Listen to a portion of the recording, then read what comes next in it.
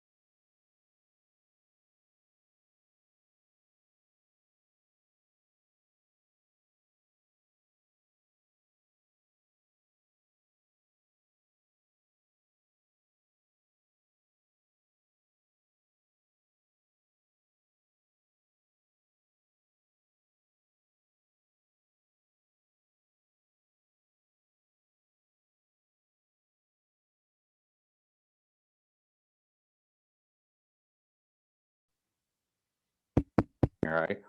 There's Jeffrey. Hey. Hang on, Jeffrey, still getting loaded in here. All right, make sure you're in, Yash.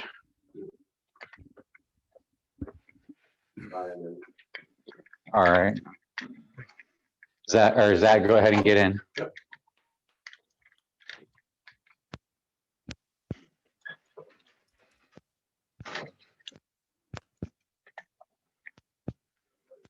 Got a full production there, huh?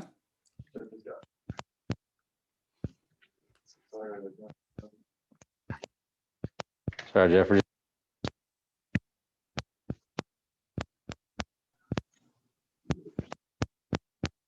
All right. Yash, can you give me the discussion chart up on the screen, please?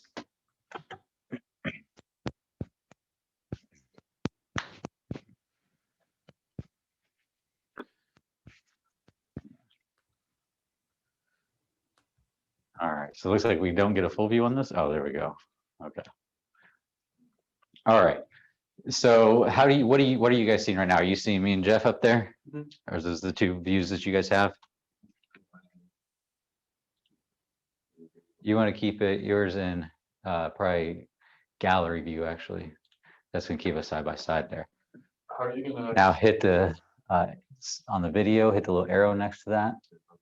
There is no video next to that. Expand it longer. Could go to your video options. You don't have video options. Yes, there you go. That's what I'm looking for. Perfect. All right. That looks good. Tony, what are you gonna do so you can hear Jeff? Jeff, can you say something? Yes. 1, 2, 3. 1, 2, 3. Okay, we need to get some volume on one of these. I can mute. Oh, it's because I've got my phone on mute up here because I didn't want. Let me turn my phone sound on. Yeah, because I didn't want notifications or somebody calling to mess this up. No, I'm not gonna have headphones on. Let me turn this down. Yeah, Yash, turn your audio.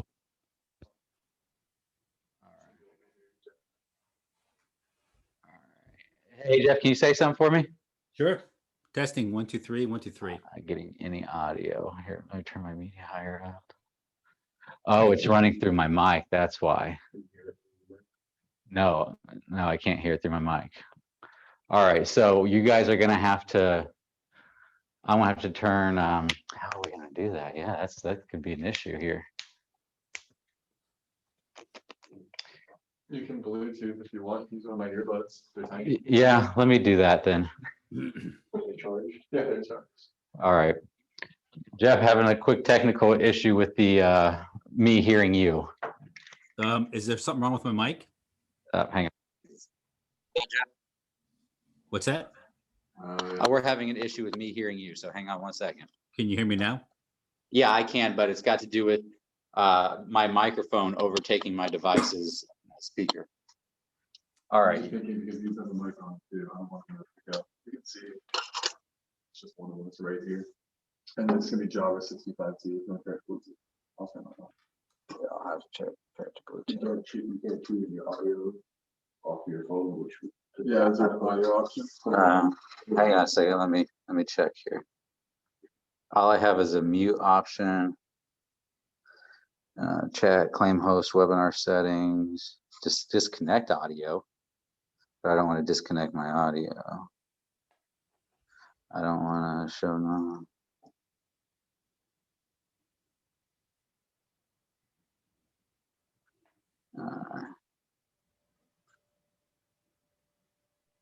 See, I only have mute or unmute. All right, yeah, let me try it with this thing. So this is right here. All right, let me turn on the. Yeah, when you connect it, it'll tell you the battery percent. Let me turn on the Bluetooth here. All right, which I don't think it's coming up on here. Is it supposed to pull up one of these? Yeah, let me put it in pairing. I can say press it. Hold on, you turn it off and then you press and hold. It's off. Press and hold. There you go. So I need to connect. Go to Bluetooth settings. All right. Try scanning again. That one. And once you select it, it'll tell you in your Bluetooth how much battery it is. Or is that the?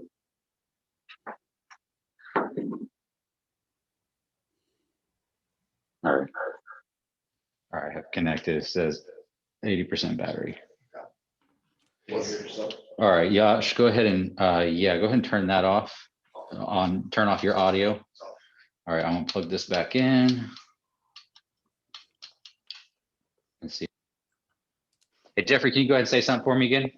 Sure. 1, 2, 3. All right, perfect. I got you. Can you guys all got me? All right, I'm in my own ear, but that'll work. Hey, Tony, I Does it have look one bad? question. It's gonna turn a little bit. Yes. Can you show me what the when we're looking at this screenshot, what it's going to look like? Which screenshot? Any presentation slides? Yeah, Zach, can you go ahead and share your screen of what one of the slides will look like? Okay, so when we go to that, So that's one of the main screens. Go ahead and to another slide, Yash. Or Zach, go to a couple more so you can see what they look like. all right, so I have to get my screen set up. Can you go back to one of mine? Go backwards. He wants to go back to one of his. The 9 points will be one. There you go. Okay. All right, then we have several for you at the end as well. Yep. How am I gonna hear when I have to put a new slide up? Can you get the other ear? You know, just FYI, Tony, you're not going to want to hear this now, but you guys did something to my logo. What do you mean? Well, that white outline is not my logo. Yeah, I think it got added here so that it would show up on the black. Otherwise, it doesn't show up. Okay. So we did it to enhance the visual of it. Got it. Same thing with that black shadow behind it so that it doesn't clash with the green behind there. I'm gonna have to repair this really quick. All right. This is disconnected. All right, go ahead. How do we need to? Just give me an earbud. All right, hang on one second, Jeff. I want to take you out of my ear. So you want to and close it and turn it off. Will it auto pair with my phone? Yeah, you're good. So what's the plan if one of these does die? I'm not promising you anything. With you. Then I'll give you a signal or something every time we need to. So you're going to be patient, What's that? Tony? I mean, it's not that idea. If you have wired ones that we could use as backup. Well, I'm saying if this dies. Oh, you could plug them into your phone. You guys can listen right through Zoom. So if you have wired ones, plug them into the computers and then turn your audio on. Did you bring your wireless? Not the same for here. So I'm not worried about it. I can let me see real quick. We got here. Hey, does anybody have headphones that plug into a regular plug? No. Okay. All right. Well, then we're just gonna have to. I was just that your headphone died though. Right. Yeah. If my headphone dies off, we're just gonna have to roll with it. So it should be good. All right. Are we good to go now? All right. All right, Jeff. Can you still hear me? I do. All right. You got Jeff in your ear? Say something. Say something again, Jeff. 1, 2, 3, 1, 2, 3. He's saying, I think because this is connected to, it's paired to that one. I think I'm too far away. so they're too far away. Yeah.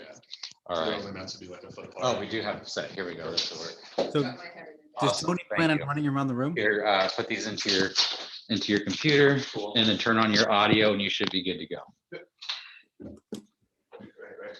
So this one, do this one. Whichever one you guys have running on the Zoom. Yeah, that's right here. I got it.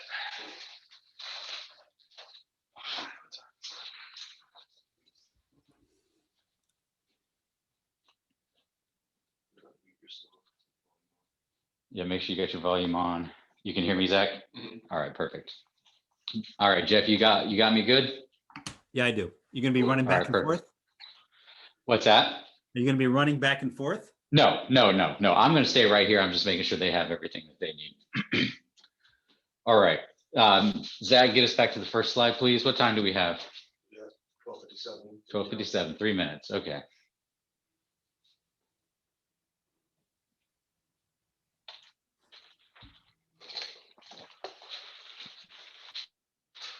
You want me to start the webinar?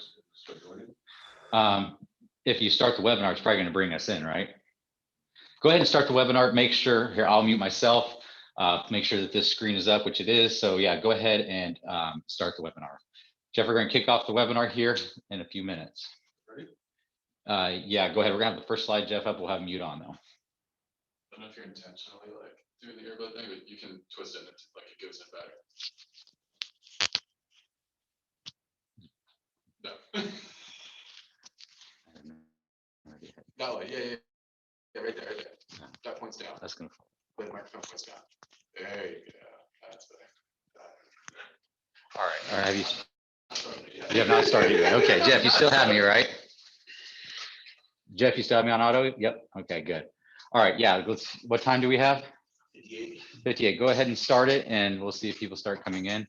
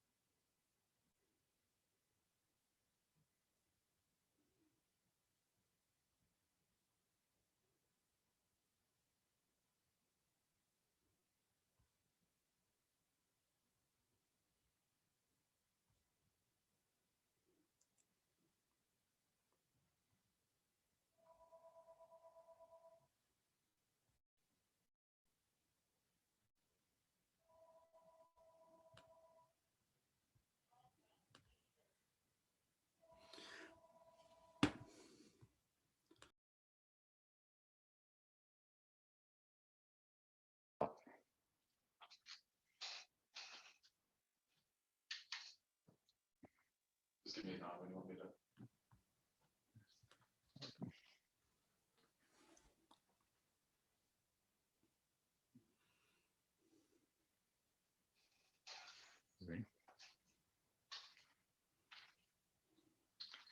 Hey, everybody, how we doing? My name is Tony Ricketts from Lawnline Marketing, and I am here with Jeffrey Scott from Jeffrey Scott Consulting. Today, we have an amazing webinar for everybody. This is something that we've all been looking forward to. Now, we have lots and lots of multi-million-dollar lawn and landscape companies here with us today. So I want to talk a little bit about how this is going to work first before we get started and before we jump into everything. So one of the things that I'm going to do is I'm going to ask some people to engage. So to get started here, if you could just throw a 1 into the chat if you can hear me. Make sure everybody can hear me okay. Josh, can you confirm that we've got some people that can hear me? We're all good. Perfect. Awesome. All right. So as everybody probably saw in our marketing for this webinar, it's not going to be something where you're just going to sit here and watch slide after slide after slide. We want to hear from you guys. We want to make this interactive. Keep in mind, everybody here on this webinar are multi-million-dollar lawn and landscape companies. So getting feedback from everybody, not just from Jeffrey and I, is going to be valuable to everybody in the webinar. So don't be shy, and you can ask questions at any time. Throw them into the chat. There's also a Q&A panel that you can go into and put any questions that you have. Now, I've got a couple of my team members here on with me that they're going to be watching the chat. They're going to be watching the Q&A, and they'll let me know if we need to stop and answer something. At the end, we will have a Q&A session where it's going to be open and anybody can ask the questions that they want, and Jeffrey and I are going to answer. Now, at the end, we're going to give you some links, and some of the things that you're going to be able to get is an opportunity to chat with Jeffrey or I about your 2021 marketing or growth. We're going to offer a cheat sheet for everything we're about to go over. So keep in mind, this is a very fast-paced, high-level, executive-level webinar. So the information that we're going to deliver will be fast, and it's going to be a lot of numbers and data. So you can go to our thank you page at the end and get a copy of all of that data. We're also going to be giving away a copy of Jeff's book. So at the thank you page at the end, we're also going to provide links for that as well. Now, let's go ahead and let's prepare to get started. So if you guys don't mind, I want you to turn off your phones, put it on silent, grab your pen and your notebook, put down your ham sandwich, and we're going to get started because we're going to go fast. So if everybody's on board, put a 1 out there. Let me know that you're going to engage in the chat, and I know who to look for when we start asking the questions about how your business is operating and how you guys are doing things. Perfect. Seeing lots of 1s coming in. Awesome. All right. So to get started here, I'm going to just tell you a little bit about who I am and why you should even listen to what I have to say. So I am the founder and CEO of Lawnline Marketing. And what we do here, our primary goal is to deliver customers and potential employees to our clients. And 100% of our clients are made up of multi-million-dollar lawn and landscape companies. That's what we specialize in. We specialize taking companies to the next level once they've reached the 7-figure level mark. Now, a little bit of my background, I've been doing this stuff forever. Since I was 10 years old, I started coding. I was what you refer to as a code monkey. You know, I was a complete tech nerd. I'm the kind of guy that you wanted to call anytime you've got a computer problem or any IT issue. I'm the guy you call. You know, I started trying to figure out Google's algorithms when I was a teenager. That's not what most teenagers are doing, but that's what I was doing. So this is something I'm extremely passionate about. Now, another unique thing about me is that after I graduated high school and while I was into college, I worked for a landscaping company. I spent 2 years on a crew. So I was in the ditches. I planted the plants. You know, I know what it's like to actually be a crew member within one of your types of companies. So I have a lot of unique insights. Now, it's not just me today, though. Also joining with me is Jeffrey Scott. Now, a lot of you probably already know him, but he's the leading authority on growth and maximizing your profits, especially for those of you that are in the landscape industry. That's where he focuses. You know, he's the inventor of the green light selling, which is a sales approach, it's profit driven. And he's also the founder of Destination Company Culture Program. This is a program that hundreds of landscape firms have developed across the country. And he's really helped a lot of companies increase their margins as well, up to a 20% margin. And he'll show you how you can help run a more successful enterprise and how to scale. And not just that, but also enjoy the fruits of why we're all entrepreneurs, how to enjoy the life that you deserve by running these businesses. Besides all those things, he also runs the largest peer group here in the industry. So on average, his clients in their first year will increase their profits by 198%. So we're extremely lucky to have Jeff with us here on this webinar, and he's going to give us a ton of insightful information. One thing I do want to mention about Jeff and I is that we bring that perfect contrast to each other.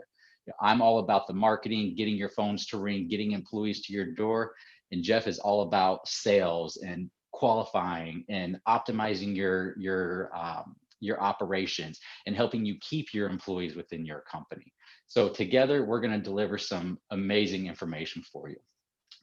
Now, what I want to do first is I want to go over the summary of the webinar. Here's what you're going to learn. Here's what we're going to cover.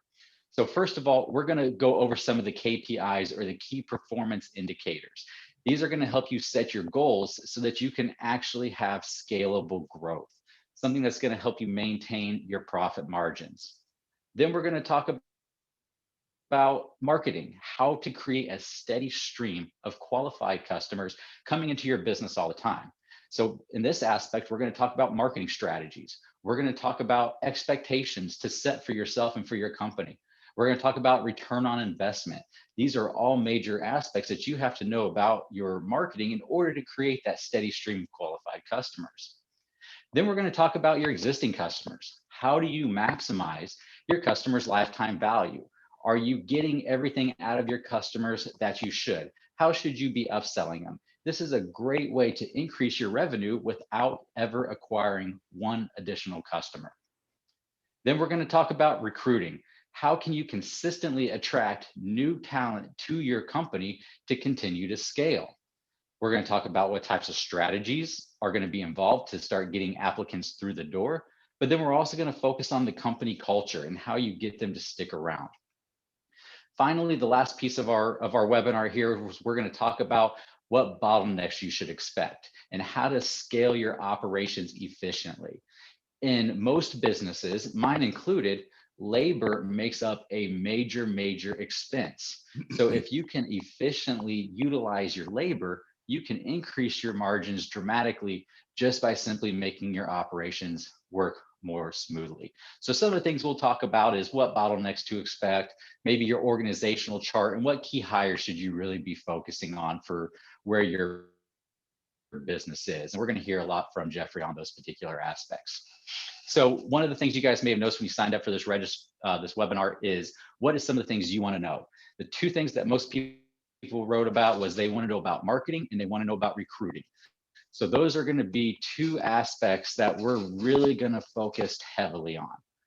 Now, as we get started into our first segment, I want to ask everybody, what are your primary services that you offer? We're going to bring up a poll on the screen here. And if you don't mind, go through and check off all of the services that you offer as a primary service. If it's something you sub out, don't check it. If it's something that is not a primary service, don't check it. Only check the items that are your primary services. I'm going to give a couple of seconds here for everybody to place a vote. All right, let's go ahead and let's see what we have here from everybody. Well, it sounds like they're still rolling in, so I'm going to give just a couple more seconds.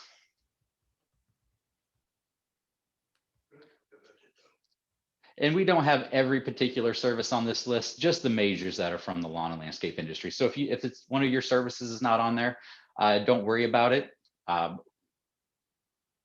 We got one saying that it's not popping up here, Josh. You should have seen it pop up on your screen. It should be on a poll. Oh, we just ended it. Okay, so let's take a look and see what the results are. So as we can all see here, we have several people come in here and vote. About 70 of us focus on the 70% focus on the design build side. We have a lot here that are in landscape maintenance as well. And then some in the treatments, the lawn mowing and maintenance, irrigation, perfect. So we have a lot, not so much in the tree side. Good to see that spread. And it looks like we have a nice even spread. So that's what we want to know so that we can make sure that we give the information that you really want to hear that pertains to your services. All right, time to get started. The first segment that we're going to go into here is let's talk about some of the major KPIs, the key performance indicators, especially when it comes to creating your budget. So what I'm actually going to do is I'm going to let Jeff step in here and start us off with what key performance indicators should we start with as our primary ones. Tony, thank you so much. Thanks for having me here. And so I'm just going to talk about really a couple metrics in terms of results, net profit and gross profit. A full KPI discussion, we'd be here 3 hours on that. So last year, or really the beginning of this year, I did a full study of all my clients, all my peer group and coaching clients. I did a massive benchmarking study. And so on average, in design build, 8% net profit is what my clients achieve. Now, some would achieve a lot more, some unfortunately achieve less. So it's kind of a middle of the road, 8%. What I call high achievers, top 20% of my clients are at 15% net profit after depreciation, after paying themselves a salary. You got me? It's all in. And my top client, 21%. So you never want to aim for the average, because the average benchmark is really kind of mediocre, right? It's the worst and the best averaged together.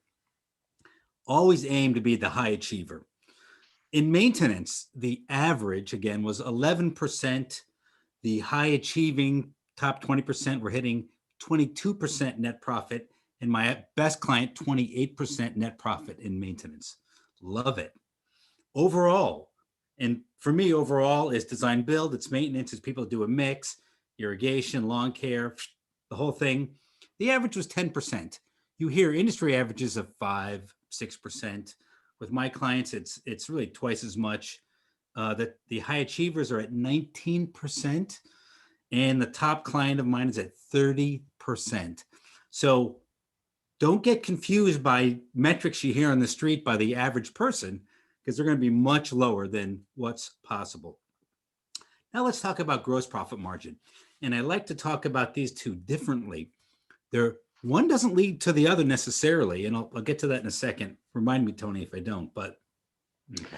Gross profit in design build, the average was 48%. And this is without burden, right? So it's just labor, subs, materials, no equipment, no burden. 48% was the average. High achievers were 10 points higher, 58%. My top client, 66%. That's 18 points higher than the average. See, that's a large range. And so while you may be doing good at the average of close to 50, there's really a lot of room for improvement.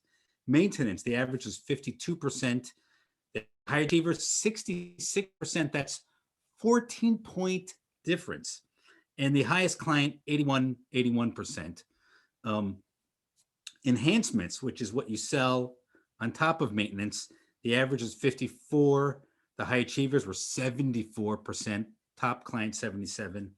Irrigation service, the average is 51. The high achievers were 72. And the top was 76. So if you want to learn more about how to achieve these types of margins, I think we throw up on the screen, or you're going to throw in the chat maybe, a link where you can download just a white paper I put together for the 9 profit points. We had a visual up on the screen there. You can download it. Look for the link in the chat, and it'll give you some useful tools to grow your net profits. Tony, does that help? Absolutely, that does help. Now, those are some amazing profits. I know with a lot of my clients, a lot of them see that lower end, which means that they could really focus on some of their operations and maybe on some of the budgeting. Now, if you don't mind, come back and tell us about why one doesn't lead to the other. Yeah. So I've worked with clients. Why does gross profit margins not lead to net margins? I'm all with you. And vice versa. Interestingly, I'll tell you what I mean. So I have clients that have killer gross profit margins, in the high achieving range, and the net profits really just are not strong. And so what it means is they have too much overhead, And just because they hit high gross profit doesn't mean they're making money. And then I have clients that are the opposite. Believe it or not, they're making a lot of money, a lot net profit. And I look at their gross profit margin and it's mediocre and there's plenty of room for growth. So even though they're doing really good net profit, they could be doing even better. And so a lesson I always tell my clients is don't just assume that if you're doing good, then you're doing good, and that there's not room to do better. Sometimes wherever you're killing it, Tony, that's the area where you can do even better. Interesting. Very interesting approach. So, Jeff, what's the importance of these margins? Why is it so important that a maintenance company shoot for 10 to 15% instead of being down at the 5 to 10%? Why are these net margins so critical? Well, listen, 5% net profit is the new zero. I love that. It doesn't get you anything once you buy equipment and, Uncle Sam, yada, yada, yada. So this is your life, right? If you're not aiming to win it and to create a beautifully run company, then what's the use of scaling it? What's the use of dedicating your life to it, right? Absolutely. Absolutely. And one thing that I think that's really important to know about net profits is that everything is going to come into play to this. So when we're getting ready to talk about marketing and we're talking about recruiting and we talk about expanding operations efficiently, all of these elements are going to have an impact on your net margins. So doing one of these items wrong or overspending on any of these items can dramatically impact that bottom line net margin. Sure. I see some questions popping up and I know we'll get to them in the end. So if we don't answer them in our conversation, write them down, come back at the end. Absolutely. And feel free to throw them into the Q&A section as well. There's a whole separate Q&A section that'll separate out the questions from the rest of the chat just so that we can make sure that we don't miss you. So great points. Now, I would say that that's probably the number one KPI that you want to set a goal for and track the most. Net margin. How much money are you going to make at the end of the day? That's what really matters. So let's dive in to our next segment. Our next segment going into marketing. Now we're going to talk about some of the KPIs in marketing and some of the budgeting aspects of marketing, as well as these other segments as we go through them. So I'm going to go ahead and lead it off with marketing, being that that's my world. That's what I've spent my entire life on. So the first thing that I'm going to talk about is marketing budgets, how to set your budgets to where you're still going to be profitable and obtain those net margins that you want. And I recommend ideally you should be spending 2 to 3% total top line revenue on your overall marketing. At a minimum, you should be spending at least 1%. And at a maximum, you should spend 5%. I've seen companies extend past 5% and it gets very, very tight beyond that level. So 1 to 5% with your ideal being the 2 to 3% margins. To put that in more perspective, if your company is currently doing $5 million a year, that means you should be spending between $100,000 and $150,000 a year in marketing. If you're doing $10 million a year, you should be spending between $200,000 to $300,000 a year in marketing. Now, think about that for a minute and what actually goes into your marketing budget. So the first thing that you're going to have to really consider out of these dollars is going to be the people, the in-house team that you're going to use or the agency that you're going to hire. There's going to be fees included with that. You're going to have ad spend, the money that you're going to pay to places like Google or Facebook or Microsoft, all these places to make sure that your business is being blasted out there. The creation of assets. So if you need videos created, have professional photographers, all of this stuff costs money and goes into your marketing budget. Somebody just asked, do you include the people or the marketing agency in your budget? You absolutely do, because you wouldn't have those people on your team for anything else other than that marketing. If you're going to be doing printing, direct mail, EDDM, these types of things should all be put into your marketing budget. Other things that you're going to have to do, tracking. We track all of our customers' calls so that they understand where they all come from, but that doesn't come for free. There's a cost to everything. So you're going to have costs and tracking, even things down to like your swag and your sweaters and your vehicle wraps. This is all marketing stuff that your marketing budget needs to account for. So it's not just your internet marketing. There's other aspects that you have to think about. So one thing that you should think about is your operational capacity when you come up with this. Don't come up with a marketing budget that's 2 to 3% if it'll put you way over your capacity. You have to keep thinking, if what you're doing now works, then keep doing that. But your marketing budget should be in line with the amount of capacity that you can bring on to your business. But most importantly, if what you're doing is working, then keep doing that. Don't overextend yourself to try and make a budget reach 2 or 3% for marketing. So then you're going to have to really decide, when you get into who's going to do my marketing. Are you going to hire in-house, or are you going to hire an agency? Those are really your two options. Or do nothing, but that's not a good option. Maybe I should speak to So that, Tony. Being more of an absolutely, Jeff, outsider. jump in. I mean, right, I'm a little more objective.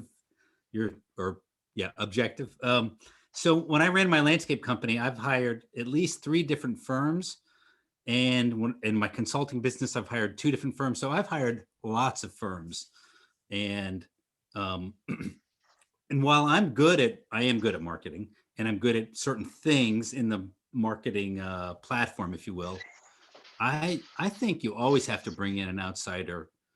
Like I said, I'm really good at it, so I actually probably spend more money than somebody who's not good at it because they don't understand it. I think with an outside firm, you're going to have somebody who's studying it all day. They're going to be better than you, and then B, you're going to have a team of people that hopefully have multiple expertises. So I have always hired outside people, even though I do and have always done a certain amount in-house. Great points, Jeff. And I want to extend on that a little bit, saying you guys aren't marketing people. You guys are landscapers. So you do what you do best. And just like in your business, you tend to sub out the parts that you can't do in-house. You don't have the staff, the knowledge, the talent, or whatever that may be. Same applies to your marketing. Hire the people who are best at it, and you stick to what you're best at. Now, I want to dive into the next part of planning your marketing, and that is understanding your customer's lifetime value. This is something a lot of our clients that they don't understand. They don't have a clear number on what each of their clients is worth. So there's a lot of different ways that you can calculate a lifetime value in very complex ways. But for this instance, we'll use a simple formula.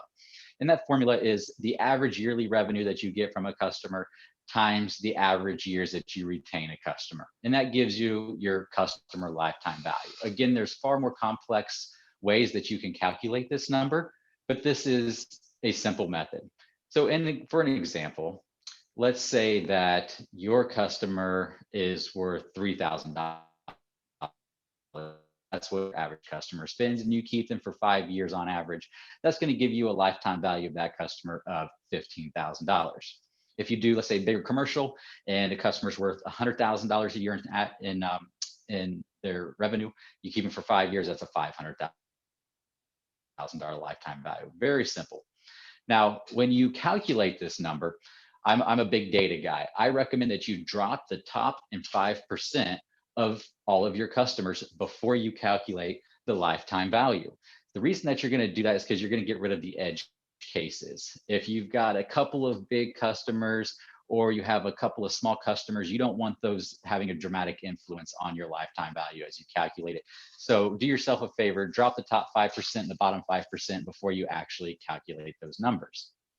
Now, if you're a residential maintenance company, which I know a lot of you are on here, you should be hitting $2,000 to $3,000 a year from your customers. You know, if you are in the north and don't offer snow, then you should really be around that $2,000 mark.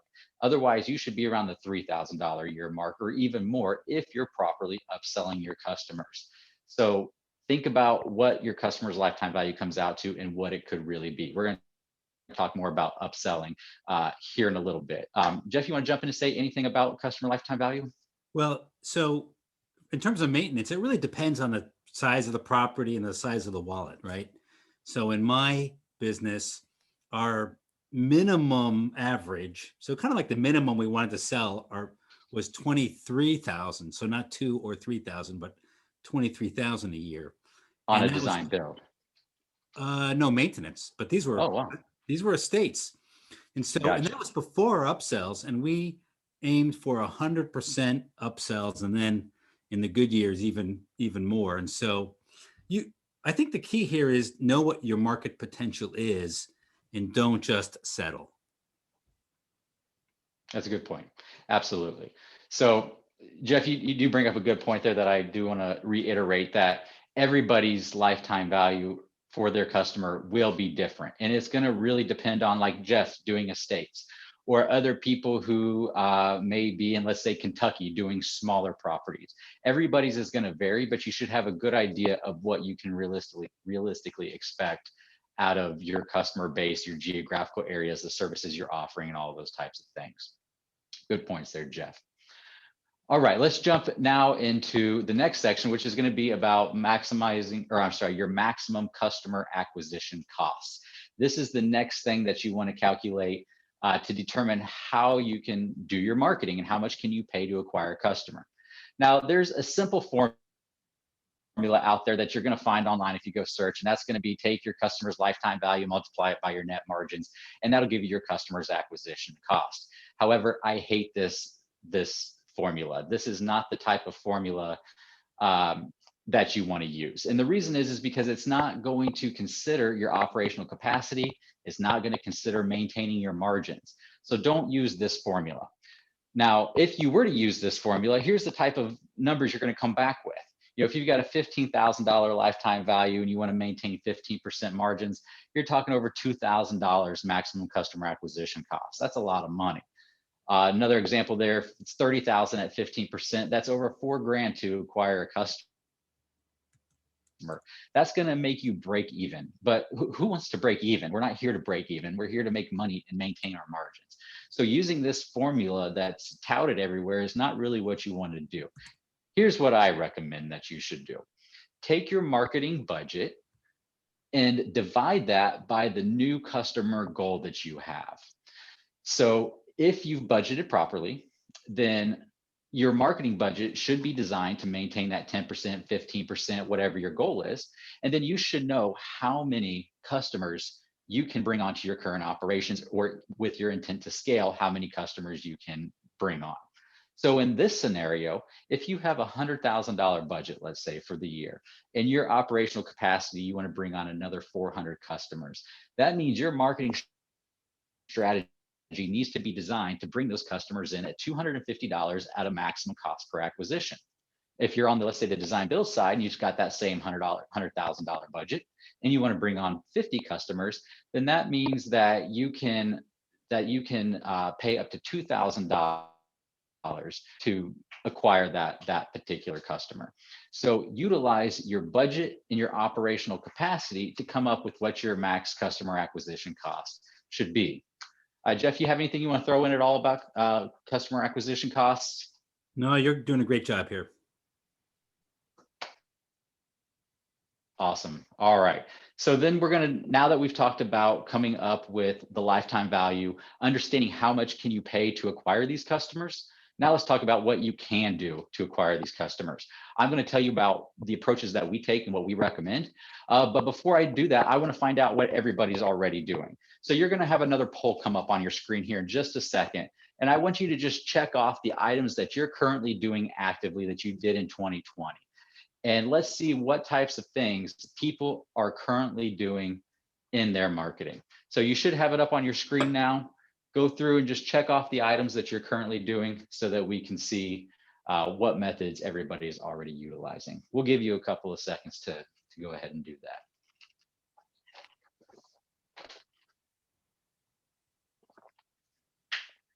How are we looking, Josh? Are they coming in? Nice. We'll give it another 15, 20 seconds here as the results are still rolling in.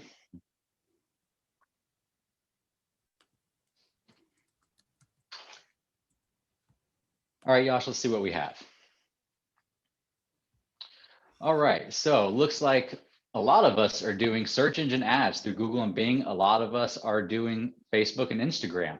I see that there's a big gap there with LinkedIn. That's not surprising. It's something that we often see.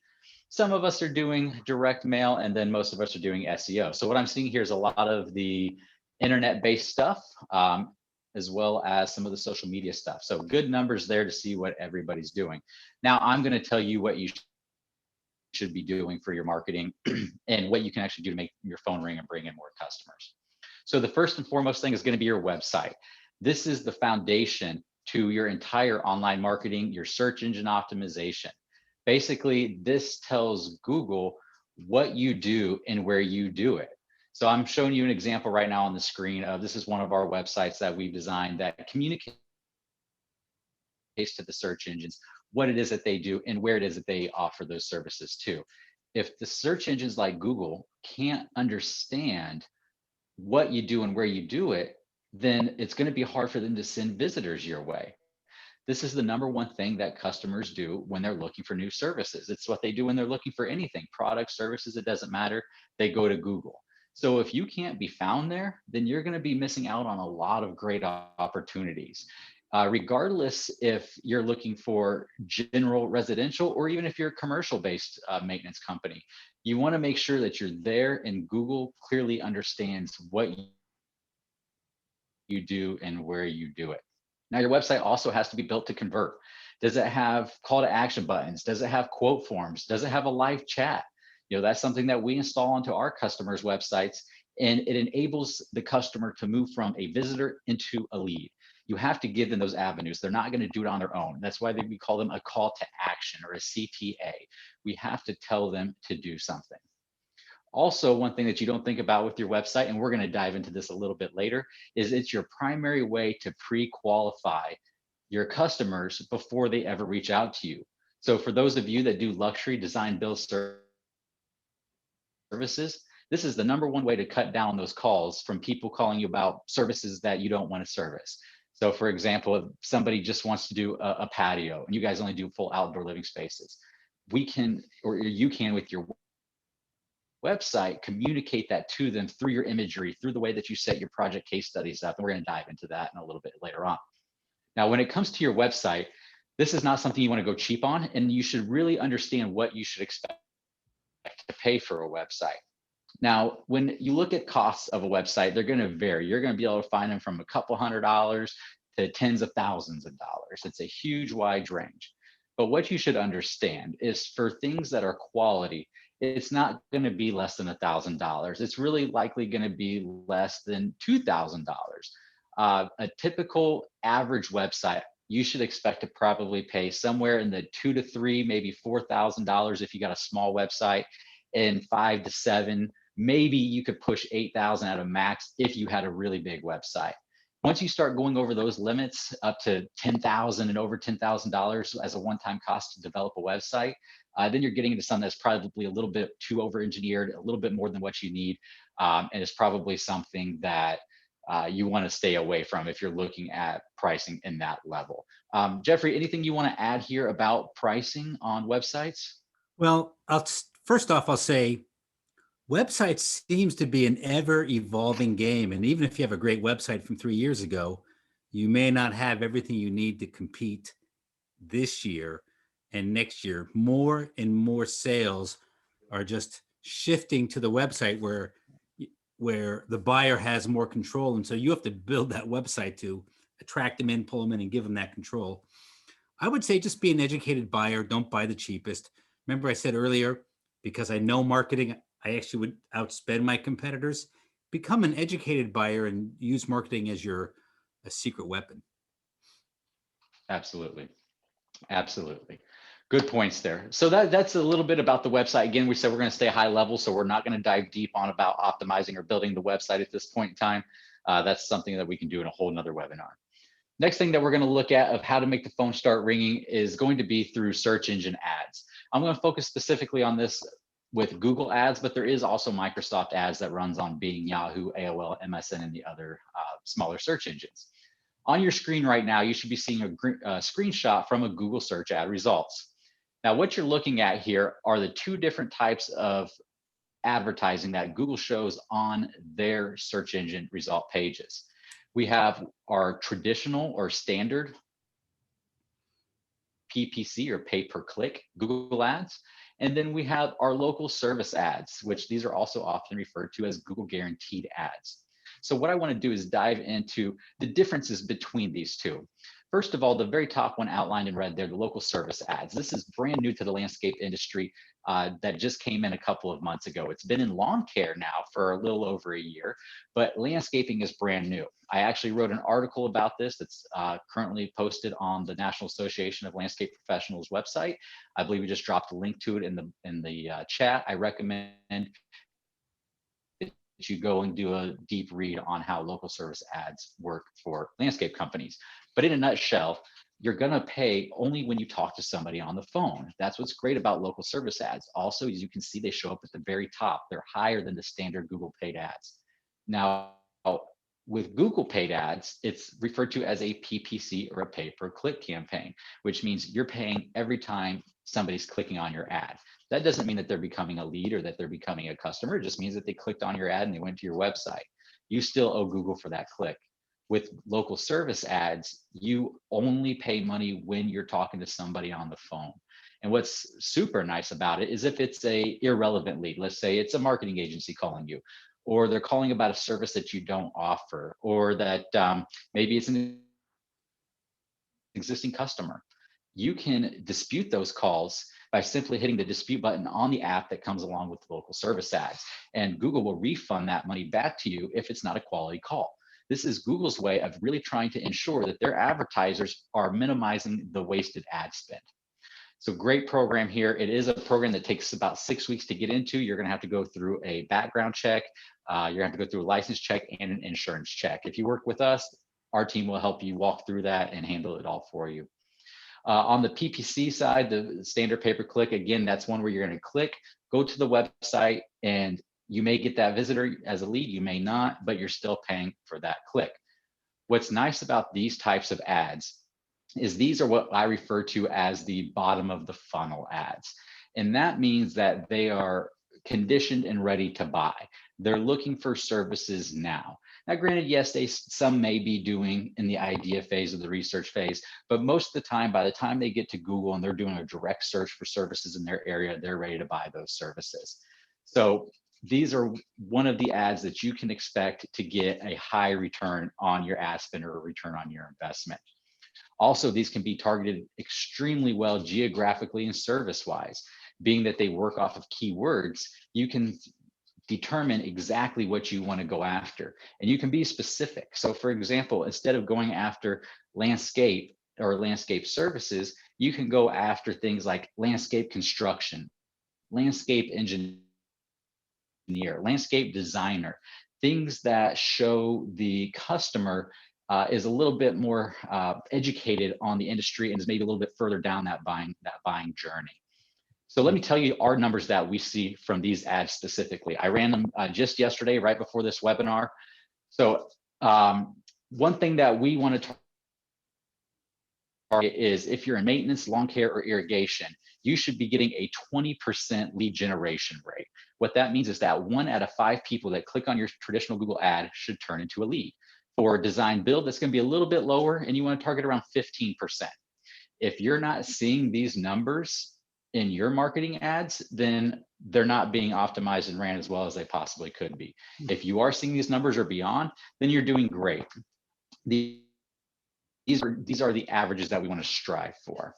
So here's how these lead generation rates come into play. Let's say, for example, that you're paying $10 per click, which is a very common cost per click for the top position in this industry. And let's say you generate leads at 20%, 1 out of 5 people that click. And that means that you're paying $50 a lead. So let's say that you close 40% of these leads. That means that you're going to pay $125 as an acquisition cost on the Google search ads platform. So you want to be able to calculate that number down per platform.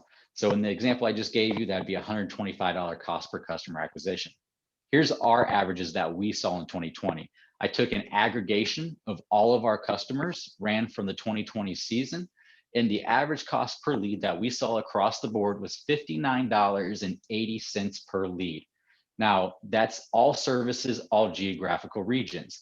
So if you offer if you're on maintenance or lawn care, we typically see those come in at a little bit lower of a rate. If you're design build, we typically see those come in at a bit of a higher rate. Also, the more affluent areas in places like California, Florida, these areas are going to have higher cost per clicks. So your geographics are also going to play into how much you pay per click. Our average lead generation rate across the board was 19.09%. So we really came close to that 20% that we strive for. And when you look at all of the services, that's where you're going to see a bit of a difference there. So when you look at our landscape design build was probably around 15, our lead gen was around 20, averaging out probably around 19. Jeff, did you want to jump in for something? Just repeat what that means so that we all get it. So the average lead gen rate is 19%. 19%, which basically means that in our ads that we ran for our clients this year on the traditional Google ads, we generated a new lead out of 1 out of every 5 clicks. Got it. So that's what's important to know. And then you have to know what you're paying per click. That'll tell you what your cost per lead was. And if tracked properly, you should know how many of those you closed. Having all of those numbers together, you can easily calculate what your cost per customer acquisition was per platform, per marketing strategy. Hope that's clear. With local service ads, those are the ones you only pay for phone calls, much cheaper. Typically for those, we see $12 to $30 per lawn care and maintenance call.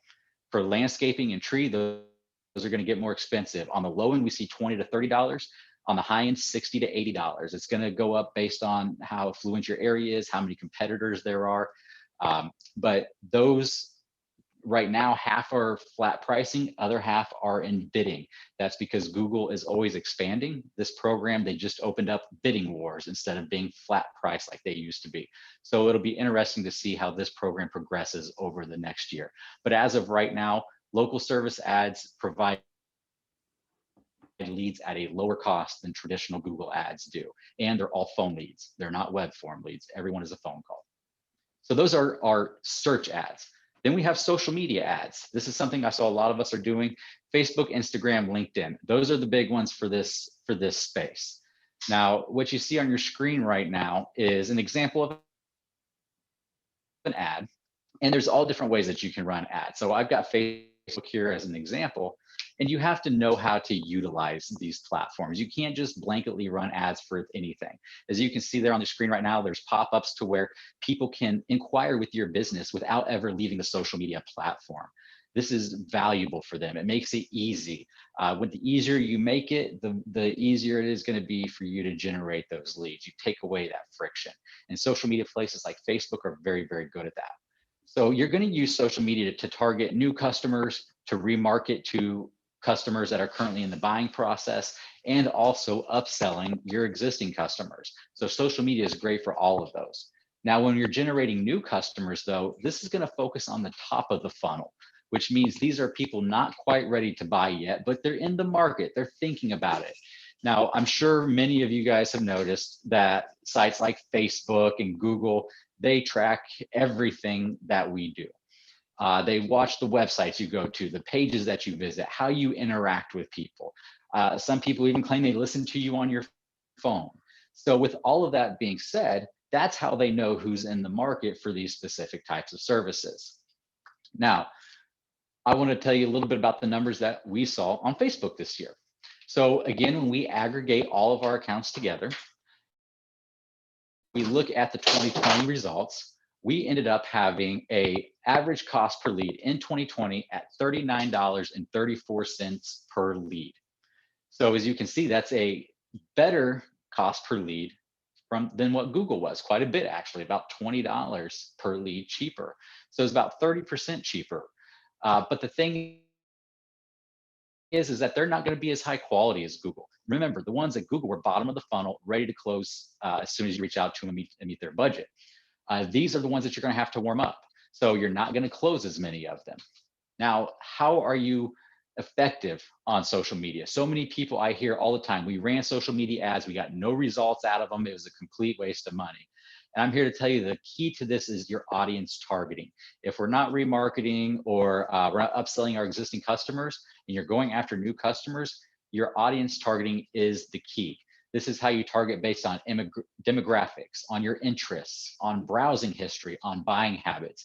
Most people will go and just blanketly put an advertisement out there saying, show this to everybody in these zip codes or in these particular cities. And you're not going to get any results that way. You have to think about the type of people that use your services.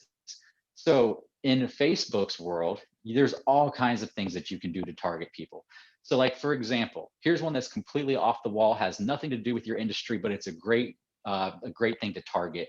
And that's people who shop at Whole Foods. And the reason for that is because Whole Foods is more of a luxury store. It costs more, just like your guys' services do.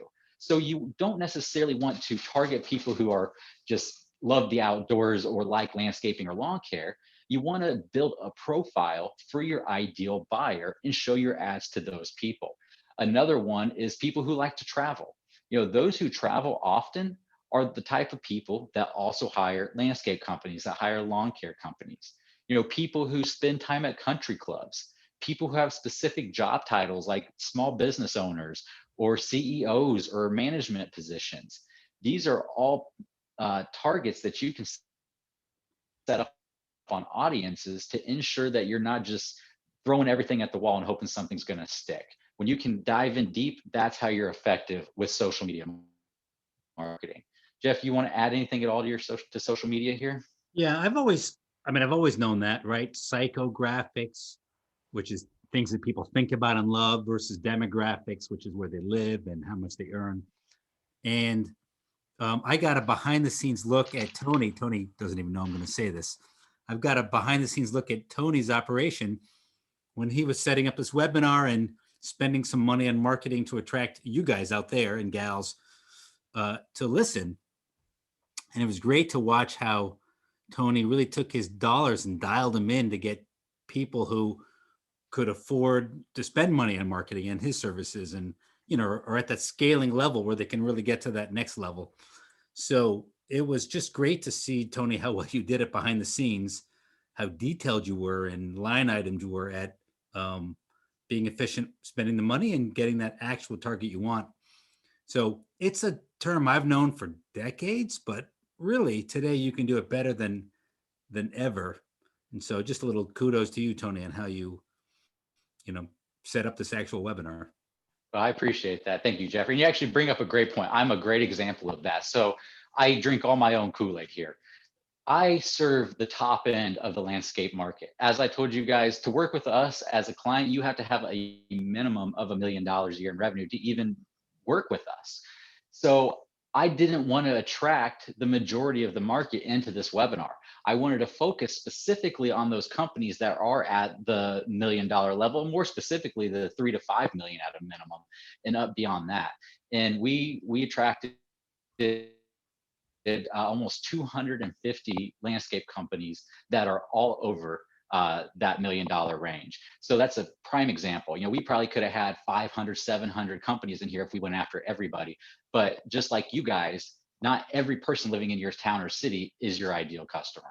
So social media is a way that you can do that. The next piece that I'm going to talk about is remarketing. Real quickly, there is a right and wrong way to remarket. For those of you that don't know what remarketing is, you just don't know it by its name. Go on Amazon and look at a product, and then that product's going to follow you around for a week. That's called remarketing. You can do the exact same thing. Jeff, do you have something you want to jump in? Sometimes it follows you for 2 weeks or 3 weeks. Exactly.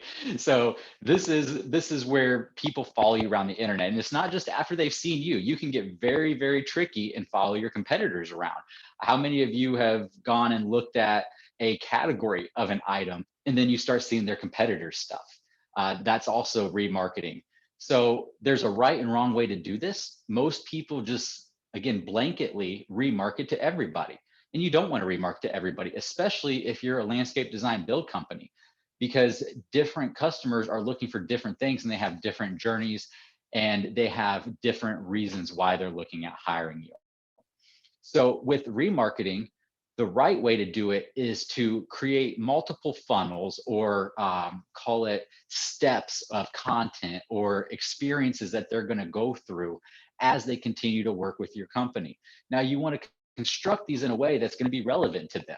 So for example, let me put this in simpler terms. Somebody goes to your website and they go to a page that is about building an outdoor kitchen, right? This is a long sales process project. It's not something they're going to wake up one day and just decide that they're going to do it. So you want to make sure that you're delivering relevant content to them while they're in that buying process. So relevant content is not going to be check out the features of the way we can do these fire pits. That's not relevant to them. What's relevant to them is outdoor kitchens.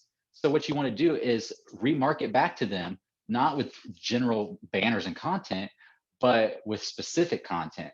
What type of return investment will an outdoor kitchen give you? Here's an article we wrote on that. Check it out. Don't send that to everybody. Just send it to people that's been on your outdoor kitchen page. Or how about a project case study? Check out this project case study that include a full outdoor kitchen, a new patio, a fire pit, and a retaining wall. Well, I'm interested in an outdoor kitchen. I've already seen your business before. I'm in the idea phase, so let me take a look at this project and see what you've got. That's how you're going to get people through the buying stages and get them to really trust your company as you deliver relevant content to them. So that's the key point. It has to be relevant. Make it customized to their engagement and activity history with your business. Don't do it generically. That's how you fail with remarketing. The next piece to bring in customers is the SEO strategy. Real quickly, I want to tell you what SEO is and how it impacts. SEO is about getting your website ranked naturally on search engines like Google without paying. So what you're seeing here on the screen is that SEO will be the one element that'll bring you more business than anything else out there. This is a real screenshot from one of our clients this year at 2020. And as you can see in this screenshot, it was almost 4,500 new leads. These are new leads. We've extracted repeat people, and we've also extracted out Google My Business listings, which is map results.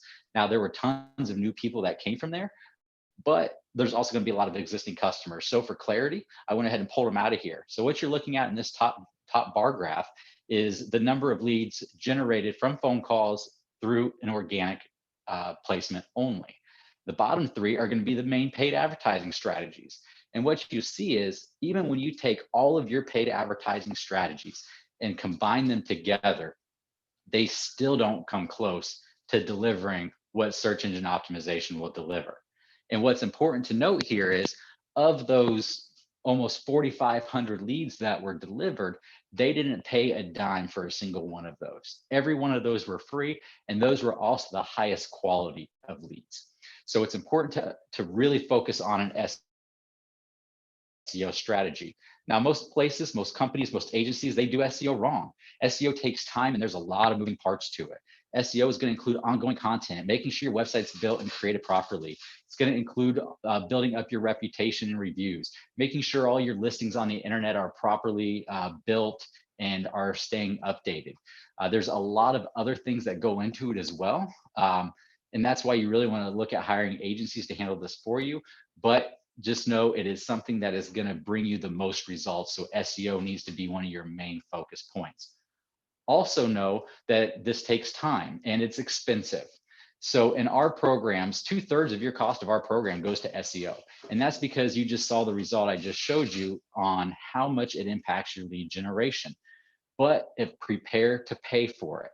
This is something that at a minimum, you should expect to pay $1,000 or more per month just for this one piece. That's not going to include advertising services. That's not going to include SEO management, all that stuff, social media management, but just in SEO, you should expect to pay a couple $1,000s to be able to do this because it is a lot of moving parts if they're doing everything properly. So just keep that in mind. And also it takes time. To give you a couple of numbers for that, for an established business that already has authority, you can see results in 30 to 60 days. You don't have to have a 6-month turnaround time like you constantly hear if you have authority already. If you don't have authority and it has to be built up, then you're looking at 4 to 6 months in a best case. If you're in a competitive area or city, then you could be looking up to 12 months or more to build that authority to where you could even get in the game to compete. Remember, there's only 10 organic spots on the top of Google and all 10 are already taken. So in order for you to take one of those spots, you have to beat out one of the companies that's already there. So keep that in mind about your SEO. Now, those are the major points. There's a couple of other things that you can do. I'm just going to throw these out there and mention them. We're not going to go into detail. It's just things that we've seen our clients do, that we've tested, some with some success, some with not. And that's going to be things like EDM or direct mailing. That can be more effective for places like commercial, especially if you're direct mailing to property management companies. You have your online marketplaces, places like Angie's List and Nextdoor. I typically don't recommend these unless your budget is so large, you've already filled your primary buckets up and are getting your maximum ROAS, return on ad spend, or your return on investment on those. There's traditional media, radio, TV, newspaper, billboards. Again, these are not recommended for most because they're branding. Now, if you have a large marketing budget that you haven't exhausted, then by all means, you can work to get your brand out there, but it's typically not recommended. And then the final thing that I do usually recommend is going to be your vehicle wraps, your trailer wraps, shirts, hats, swag. Make yourself look good and have that professional appearance. That's very critical. So Jeff, why don't you tell us any of your final marketing points before we move on to the next segment? Off mute. Thank God the computer tells you when you're on mute, right? I met Tony through my Summer Growth Summit, which I held this summer. I had the only live educational event in the green industry. It's crazy this summer. And we held it at A+ Lawn and Landscape, and one of my clients for many years, and they're just killing it. And so I learned some of the secret sauce. I mean, I'm part of it, but Tony's part of the secret sauce. And so Tony's their marketing firm. And so I think that goes to, just to summarize, hire a marketing firm that both knows the industry, but it nerds out on the details of being effective. And so some marketing firms just focus on branding, but they don't really get you the marketing. So hire the right people, the right agency. Number two, you have to track this stuff, but you personally don't have the time. So hire a firm that's going to track, look at results, whether it's phone, forms, chat, SMS, direct mail, and then a firm that will take the money that they're spending of yours and shift it in the right ways, right? Focusing on the ROI and then shifting that money to the right spots. I've got a marketing firm that does that. I know Tony does that. So make sure you're working with the firm that does that for you. And lastly, don't focus on new clients at the expense of your existing clients. I see this, it's rampant. We could do a little poll here on this, and I'm sure half the audience here has some form of guilt around, we're not really spending enough time with our existing clients. And that's a problem, because I guarantee 90% of people listening in right now, you have clients where there's a competitor on your client's property because you're not following up with them, because you're not marketing internally to them. They didn't know that you did that kind of service. And so there's somebody getting wallet share in your client's property. So don't just focus on the new, get the balance that takes care of your existing clients, including marketing to them, as well as looking for new clients. So that's sort of my summary there, Tony. Perfect. Great points there. I know we're going to talk about response absolutely. rate. Great points. I'm going to keep moving here. Tony, is that cool? Yep. So response rate, contact rate. Tony's got a lot to say here. I just want to kick it off with one of my clients used this term a couple of weeks ago. Mike DePriest, I think were in that meeting, and he talked about explosive responsiveness. And I am such a big believer in this. Explosive responsiveness with new leads and with your current clients when they're calling and asking you for help. We're not in the landscape business. We're really in the people business, servicing landscapes. And so it's people first. And so you have to, and what do people want? We all want explosive responsiveness. Why do you think Amazon is taking over the world? And they literally are. They're hiring 10,000 people a day. Why do you think they bought Zappos? Because Zappos, the founder just passed away. So I mentioned that name, Tony Hsieh. that guy was in the people business. Listen to his podcast.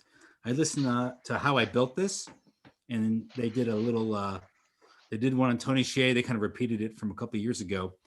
And he doesn't even like shoes, does not care about shoes. And he is the very best shoe salesperson, or he was, in the world, bar none. And it's because he's in the people business, and explosive responsiveness really is what he was all about. So, Tony, I know you're going to share some tips on how to do that here in Absolutely. our little world here. So I'll hand it back off to you. Absolutely. Now I'll move through this quickly so that we can move on to the recruiting and stuff that everybody wants to hear. But let's run through this real fast. So for us, answering your calls during the business hours is critical. You would not believe how many people that we work with that have issues answering the phone. So much so that we've actually made it a policy now working with us. Besides having $1 million minimum, you must have an office staff or you must have a call center to be able to answer inside of business hours.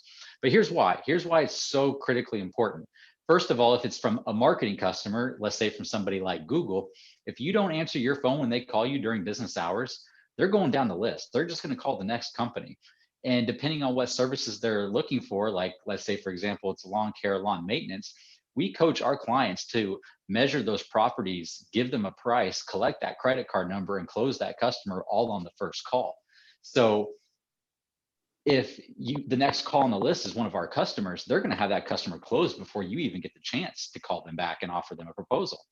So if it's a long sales process, like let's say landscape design build, you're going to immediately lose your buyer's confidence as soon as they see that you didn't answer your call during business hours. We've tested this pretty extensively with a lot of our clients. And when they fix the phone issues of being able to answer right away, then we see an increase of closing at 10 to 15% increasing, not a 10 to 15% lead generation rate, 10 to 15% more of your existing leads are closing simply by just picking up the phone. Now, if you don't have an office staff or you have more call volume than what your office staff can handle, then I recommend using a call center when you can't answer the phone during your business hours. I would not worry outside of business hours. If it's weekend or night, the caller doesn't expect an answer at that point in time. They'll leave a voicemail and they'll wait for you to call back. So in the instance of during business hours, make sure that you have some way to ensure that that phone is answered every single time it rings. Now, if it's not a phone call, let's say it's a website form submission coming in. During business hours, the faster you can get back to them, the faster you're going to be able to get in touch with them, the higher your contact rate is going to be. I recommend a maximum of 60 minutes during business hours. So if somebody sends in a request at 9 a.m. on Monday, you should be in contact with them by 10 a.m. Have people available that can do this. When you contact them quickly, that you're still top of their mind, and it's very impressive to them. You'll get some comments back from them about how impressive your response time is. For those that you can't get in contact with, know that when you call people back from a form, they will likely not answer the phone. I'm sure like many of you do, you don't answer numbers you don't know. And that's what a lot of people do. So whenever you don't get an answer, make sure you leave a voicemail and then immediately follow it up with an email and an SMS message. Now, one point that I want to add on to this is to don't do this manually. This is going to be very hard for you to make sure that you call somebody back, shoot them an email, go do an SMS. There are tools out there that help you make sure that you reach out to your customers in the proper way and that you're following up with them properly. So a tool after you get the voicemail can automatically send the email and can automatically send the SMS for you. So you can be more efficient with your time. So those are just a couple of points of being able to contact and get a response from your customers. Let's talk real quickly about qualifying these leads. I know big issue with landscape design build. Jeff, why don't you tell us how we qualify customers? Well, I'll just kick off with a few points here. So pricing is a really good way to qualify. And in fact, your pricing and your profit, I will say, is a function of marketing. Just it's more of a sidebar, but the reason I love marketing is the stronger your marketing is, plus good qualifying, that's going to allow you to have good pricing and good profit. So they all fit together. There's really 4 times to qualify. There's the website, which I think Tony's going to talk about in a second, sort of passive qualifying. And then there's email and phone. That's really your first time to qualify the client. And then there, for more complex projects, then there's the first visit. And if you haven't qualified your client out by then, and if some red lights sneak in after that, you're not doing your job. So you really want to qualify hard. Well, hard's not quite the right word, but qualify intentional upfront and early on, because your marketing is a push-pull phenomena. You want to push away the red light leads and the ones you don't want to spend your time on, but you also want to pull in the green light leads, the ones where you do want to spend your time on. Now, I get for lawn care, this may not even matter because you're just going to try to sell them right on the phone. But for anything that is a more complex sell, you want to recognize this push-pull that you're trying to do and screen out the reds, pull in the greens. And so, but let's go back to the website, Tony. Let me hand it back to you. Yeah, real quick. Sure. Yeah. A couple of points with the website. That's your first contact that people are going to have. I touched on this earlier. I'm going to just tell you a couple more points on it. Is your website is going to qualify the design build for you. I'm bringing up on your screen right now. This is an example of a project case study that we have on one of our clients' websites. For design build companies, project case studies are where we create one page dedicated to a single project. It's going to say what we did, what we built, what issues we have faced. It's going to put together a full gallery of photos. But what this does is it communicates to the visitor the type of work that you do, the type of customer and projects that you work with. One other point to this is projects are the most visited page on any of our landscape design and build websites. So if you're a design build company and you don't have a project section, you're missing out. That's the #1 page on our design build websites. Jeff? So other ways to qualify. You've heard of the Japanese expression 5 times why and get you down to the root cause. I like to ask why my clients, why are they requesting a certain service? And it either comes down to family time, love being outside, the home looks bad, or it gets down to price. So I like to ask to get to the root of why they're calling me and what they're interested in. And sometimes you have to dig a little bit further, maybe not 5 times, but a few times down. I like to use a consultation fee or a design fee when you make, and the consultation fee could be as low as you want, too low and it reflects badly on your brand, but it doesn't have to be astronomical either, because you're just asking people to make a commitment, take a step, put some money in the game, right? And so I'm a big believer in that. Sometimes the opposite works though, right? I know that for lawn care, fertilizer, A+ does a great job of just giving away the first service for free. All right, you want to do business with us? Sign up. Let's go right now. And we'll give you that first service for free. So depending on the market, you're going to have different tactics, and some might actually seem the opposite. In design build, having a clear process you follow so the client can very clearly see, oh, here's where we're going to go. And then it's going to be easier to pull a green light client through, and the red light client will resist it. Consider having range of costs for your services. I have a few clients that do that, where they'll have the different services blocked out, and then for that service, like I just saw on the website there, I saw my green egg, my love. I saw a little outdoor kitchen. So you could have outdoor kitchens, small, medium, large, and here's the range of services. It's a great way to for clients to qualify out, for clients that don't know your costs, to help them self-identify if they're going to be a good client with you. And of course, have you seen our work? A green light client has seen your work, or at least talked to your clients. And a red light client is somebody who hasn't seen your work and may not even care. Tony? Absolutely.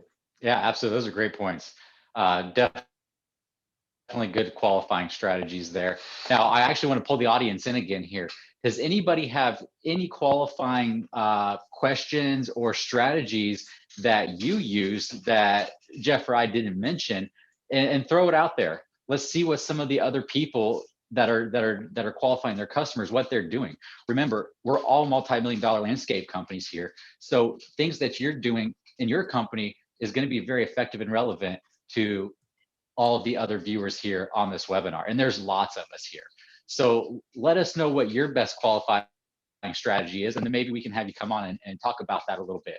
Jeff, anything you want to add while they're doing that about pre-qualifying? Yeah, so throw your qualifying strategy in the chat, anything that I didn't mention. Here's a great question. I don't know who told me this, but it's about design build, but it could be for maintenance as well. And the question is, tell me about your favorite vacation spot. Now you might wonder, what does that have to do with anything? But I will tell you from my, I just moved to New Orleans. A lot of you know that. There's the saxophone, right? Down here in Jazz City.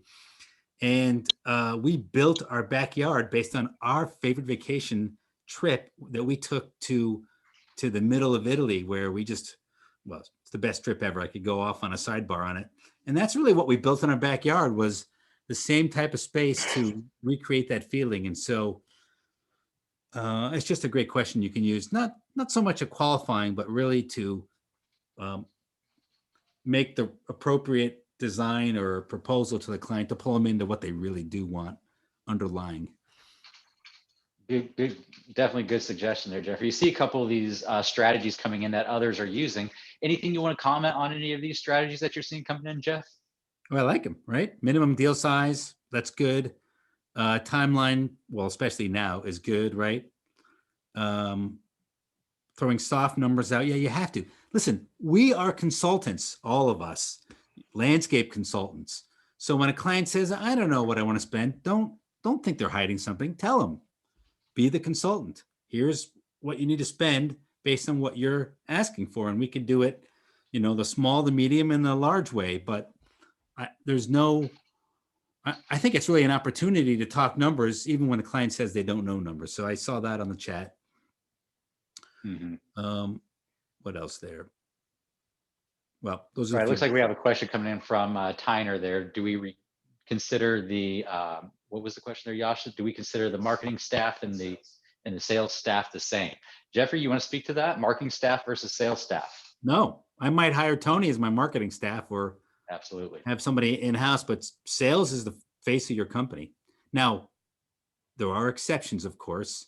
There are services now that are combining. We'll answer your phones and we'll sell your lawn care. So there's the exception. We're starting to see more and more of that. So you could outsource some amounts of sales that way, but by and large, they're separate. Yep, I would agree. Absolutely. To us, it switches from marketing to sales once they've reached out to you. Marketing is what makes your phone ring. It's what makes the customer raise their hand and say, I'm interested in your services. Once you have that information, that's where it turns over to sales. So for us, that's where we cross that line from marketing into sales. All right, so a lot of great points here. Everybody check the chat. You're going to see a lot of other strategies thrown in there by a lot of the people watching here.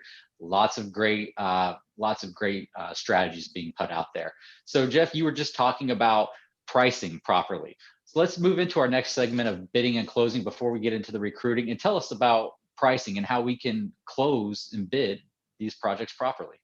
So target closing ratios. I love this question. I work with all my coaching clients. I do a lot of coaching every year, consulting, helping companies achieve the net margins we spoke about, build scalable businesses. And I always want to know about the closing ratio, because often owners are involved in sales. And so if the owner has a low closing ratio, then that owner's time is getting sucked away in the wrong direction.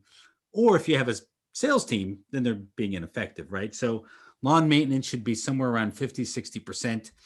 It could be higher in certain situations, and it could be lower if you're in a real bid situation, but that's a good minimum average to aim for. Design build 70 to 80%, assuming you're using the qualifying strategies I spoke about. Can you pull up the pricing pyramid? Yeah, sure. Let's go. And I will, this is going to help you greatly. It only works though if you're doing good qualifying, and you can only do good qualifying if you've got strong marketing. So again, one of the reasons why I love marketing, because it's It comes right.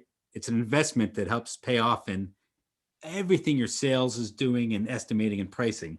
So these are some net profit margins on the right-hand side I want you to think about. This is called the pricing pyramid, and it's a bit of a paradox as well. Um, the jobs that you wish you could price the highest, the biggest jobs, because they have a lot of inefficiencies often built into them.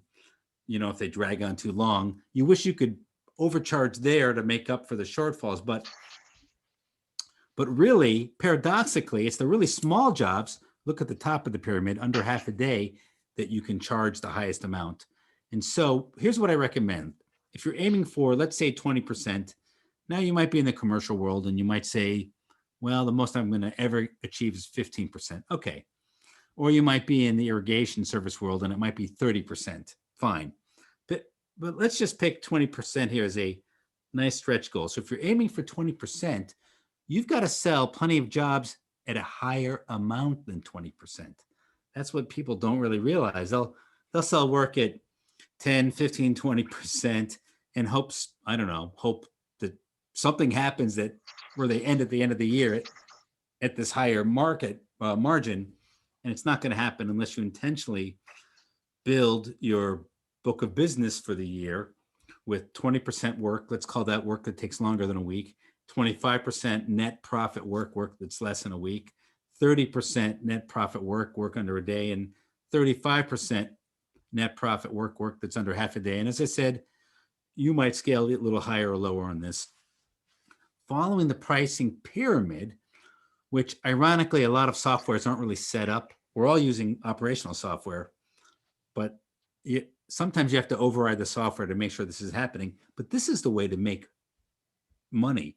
And this is a way to ensure that, hey, if we're going to end the year at 20%, we better be following this kind of strategy.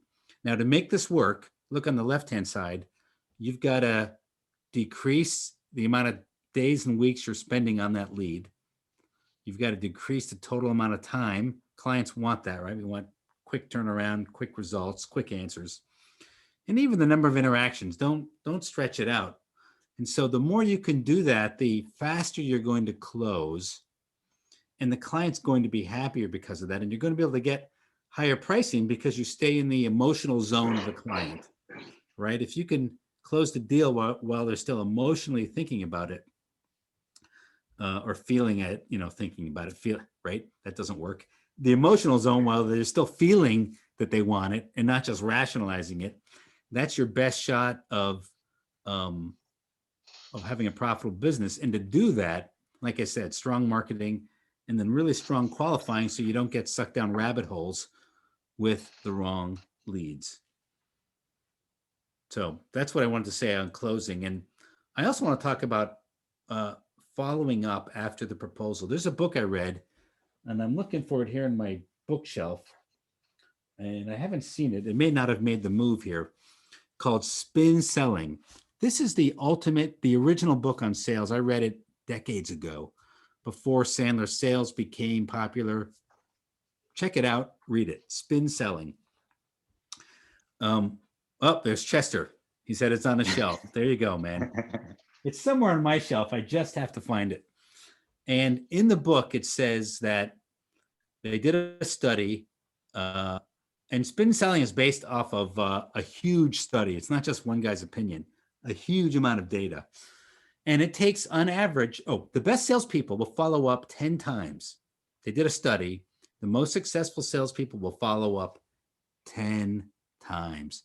Now, I have built my consulting business that way.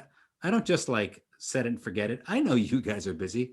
So I'll have my little drip here, my follow-up here, a little follow-up there. And I probably am following up 10 times if you want to include marketing and me and sales together.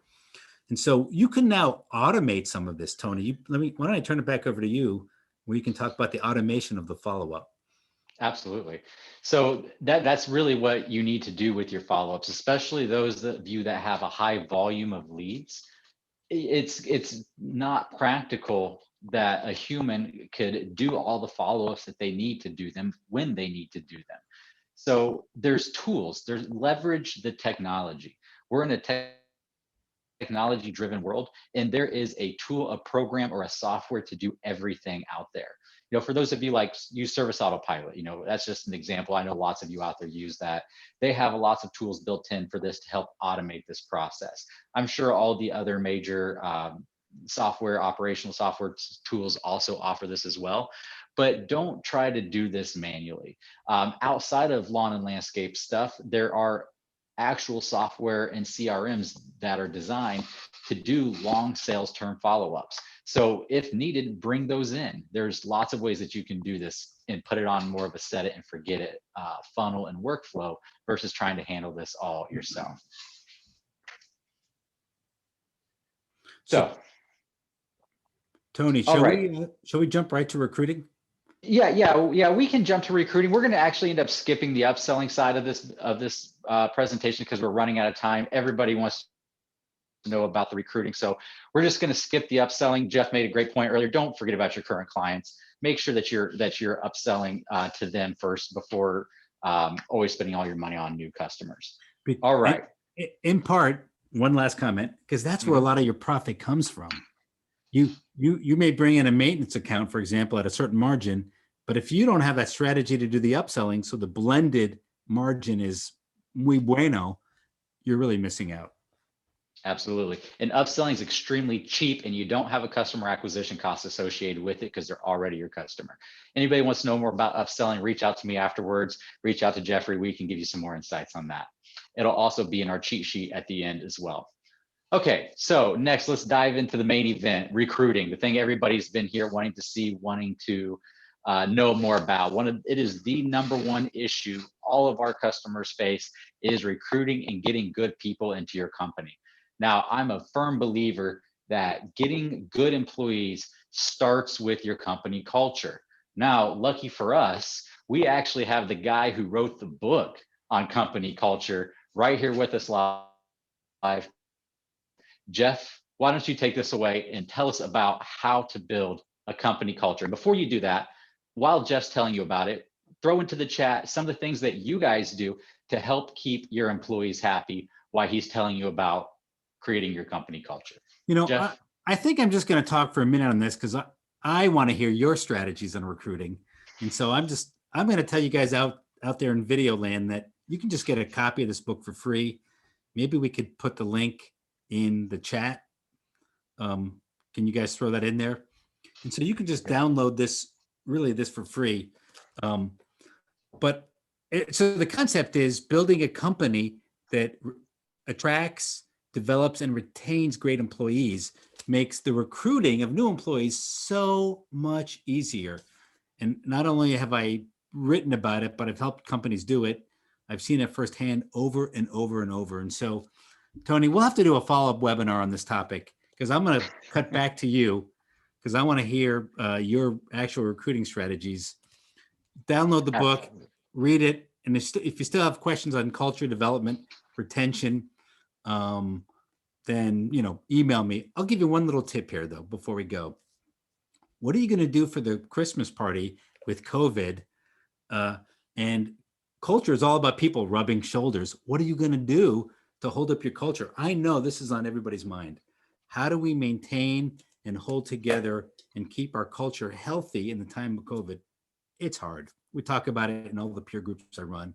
One great idea I heard was one owner is going to give out a presents to every family of his employees, sort of custom presents. How many kids do they have? Well, what do we know about that employee? We're going to create gifts for the family. And he's going to give his families, his employees, 3 days. I'll just pick dates here, 21st to the 24th, to drive by and chat with the owner and then get the gifts for the family. So you drive by with your family. It's like visiting Santa Claus, pick up some gifts. So even though the employees don't feel the camaraderie, they do feel the connection to the owner. And that's a big part of retention is no matter the size of your company, where the owner, the employee feels that connection, special connection with the owner, even if the owner's not his or her boss. So I'll just give you that tip, something to think about. One more tip here for COVID world. It's hard to make these connections between your employees, unless you're using something like Slack, it's still very hard.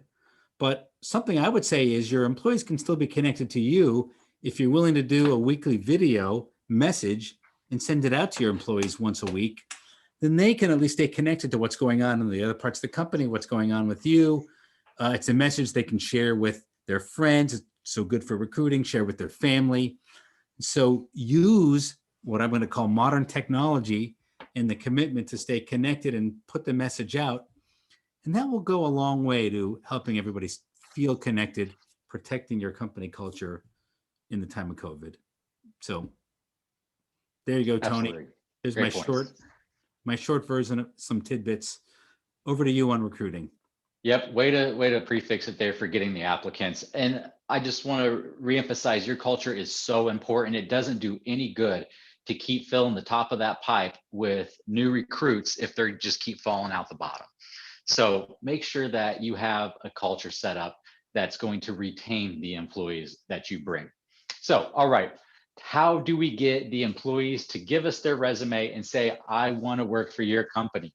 This is so difficult, and so many people fail to get any kind of results. So I'm going to break it down for you, how we do it, what we do, and some of the things that you can be doing both inside the box and standard things, as well as outside the box that has been quite effective for a lot of our clients.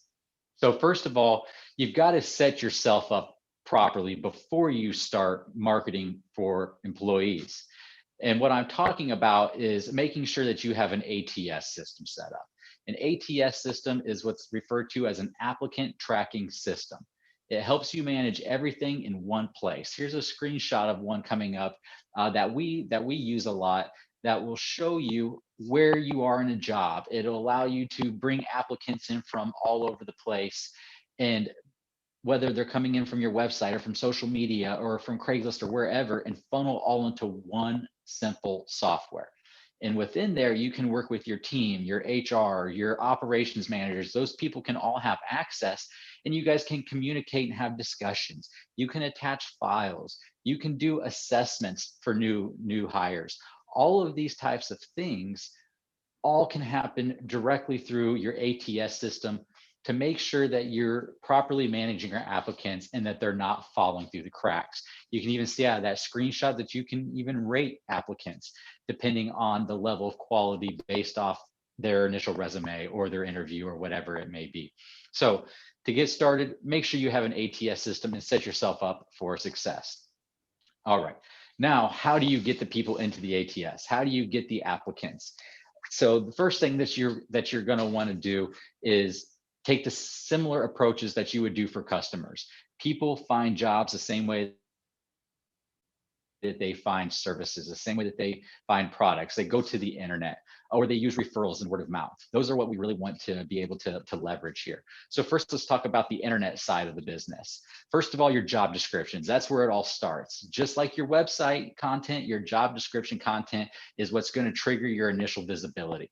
So if you have a job post, let's say for a lawn service or lawn maintenance, you'll want to make sure that you use all variations of the keywords in that job description, because algorithms like Indeed's and Google's and Facebook's, that's what trigger job posts, is the keyword usage. So you're going to want to use words like lawn care, lawn maintenance, lawn service, lawn mowing. If you're not using these different keywords in your job descriptions, then you're missing out on a lot of opportunities when people search. Also, make sure that you're using words like general labor, crew. You want to make sure you put those in there, because a lot of people may not necessarily be looking specifically for lawn maintenance. They may just be looking for general labor, just something any able body can do. And then you're going to want to make sure that you syndicate your job, something we see almost nobody do. There's a lot of job boards out there, and different job boards have different types of people that look at them.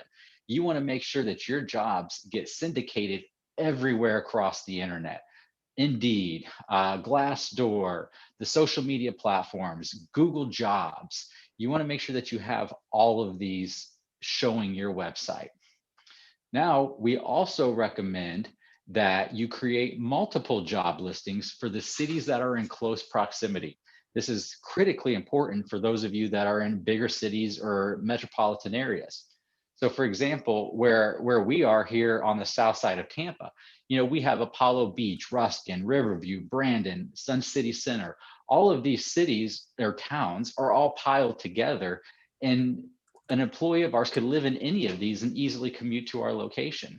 So when you create your job listings, don't just create a job listing for where you're physically located at.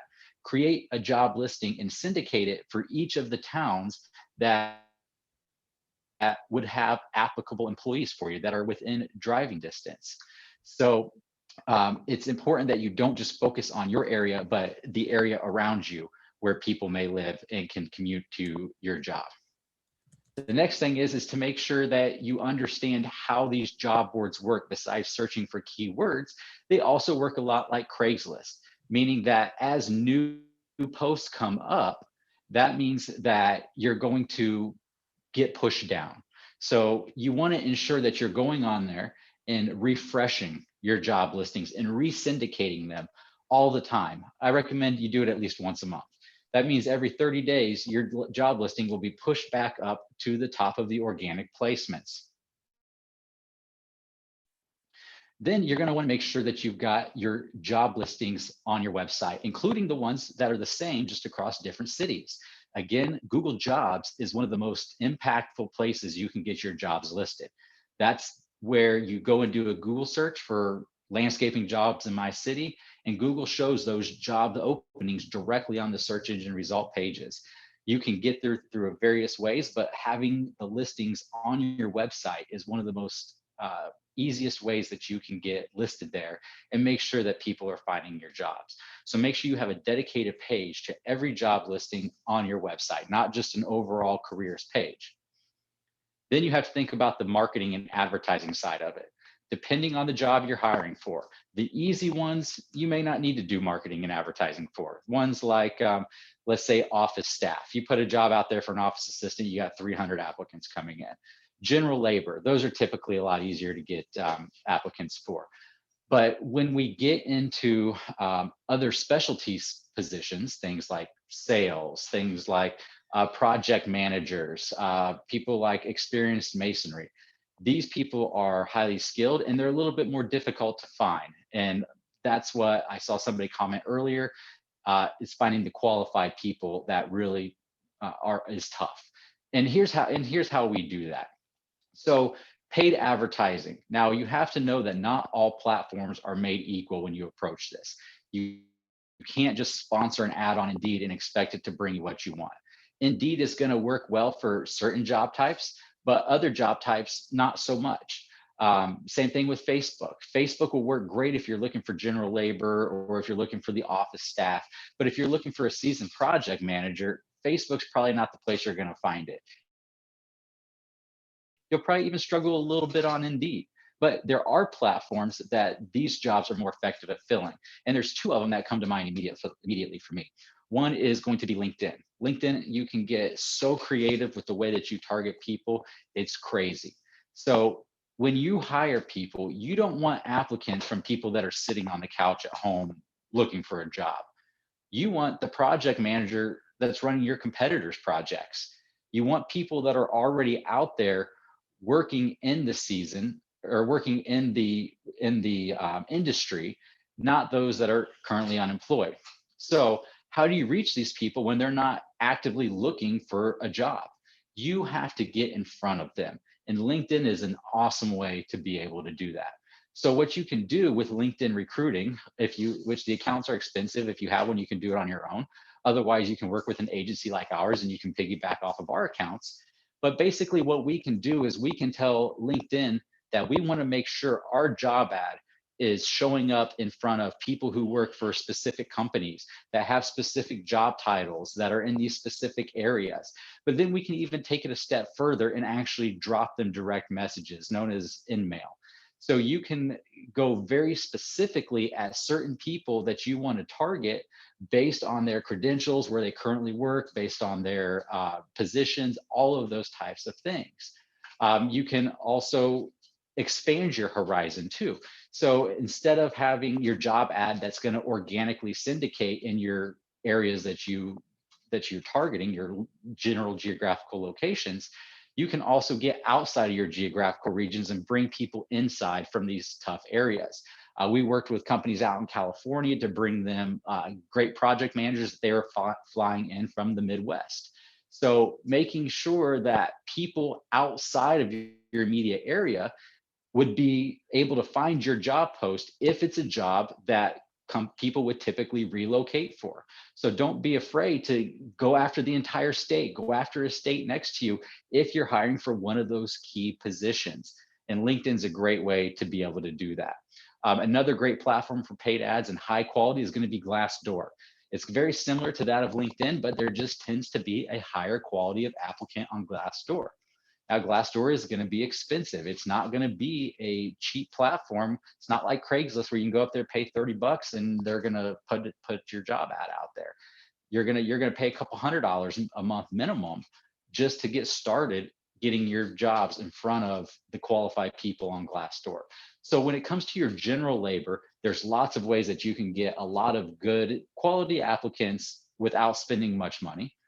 But when it comes to your critical key aspects, your leadership team, your project managers, your foremen, those types of people, there's specific ways that you need to approach that.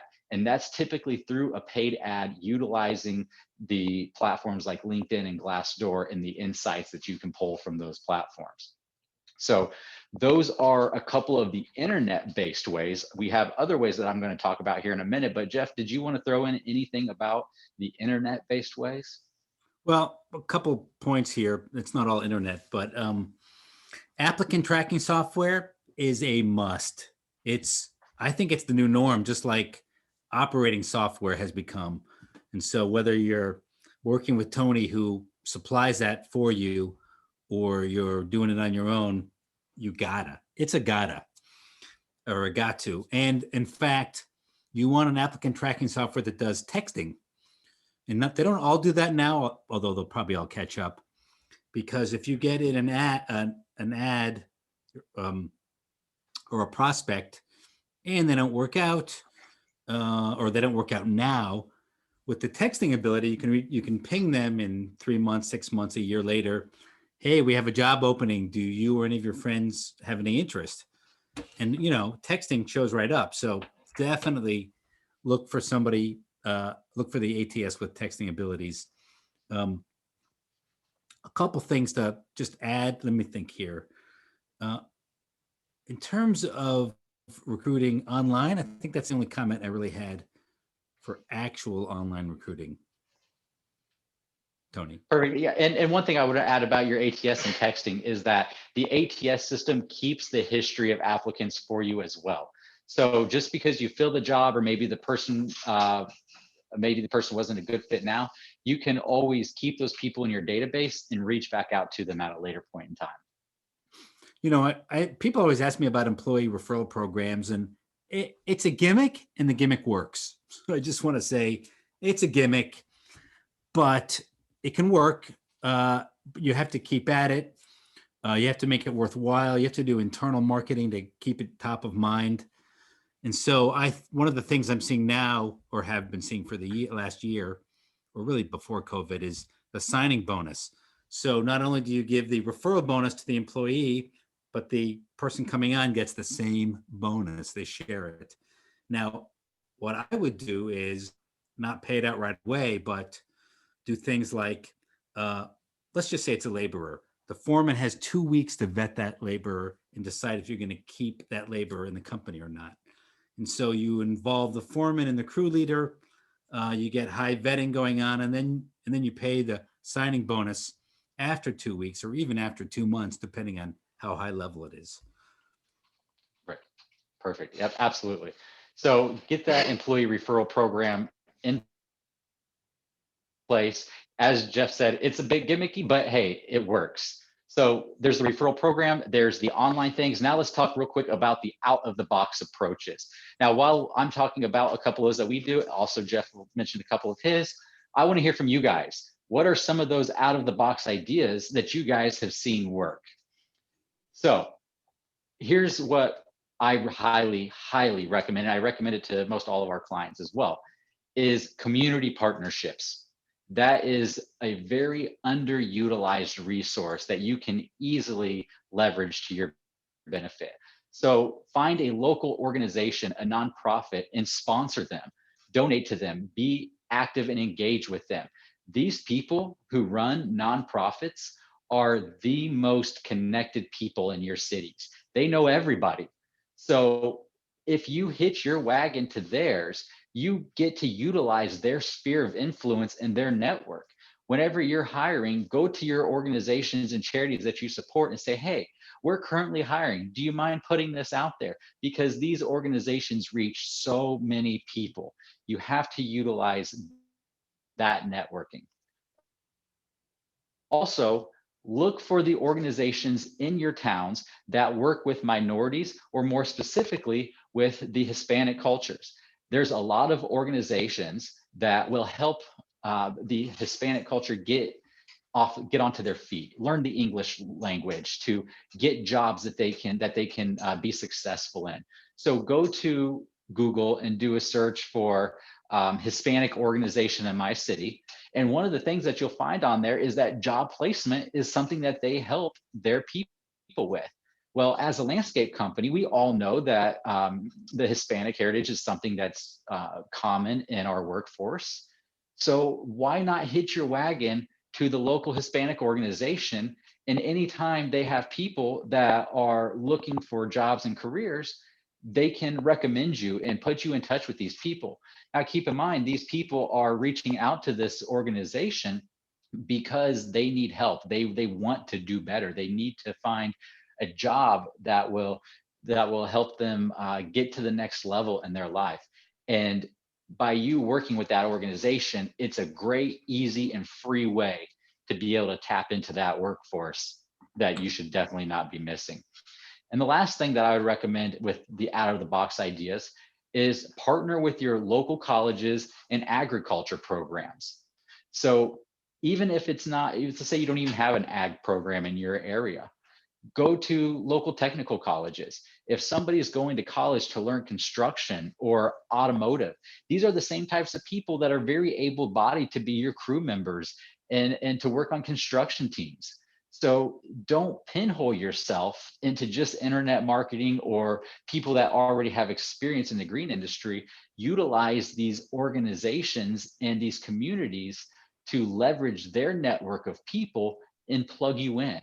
So those are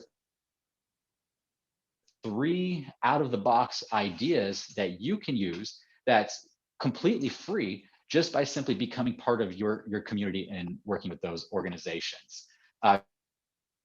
Jeff, do you have anything out of the box that you want to share?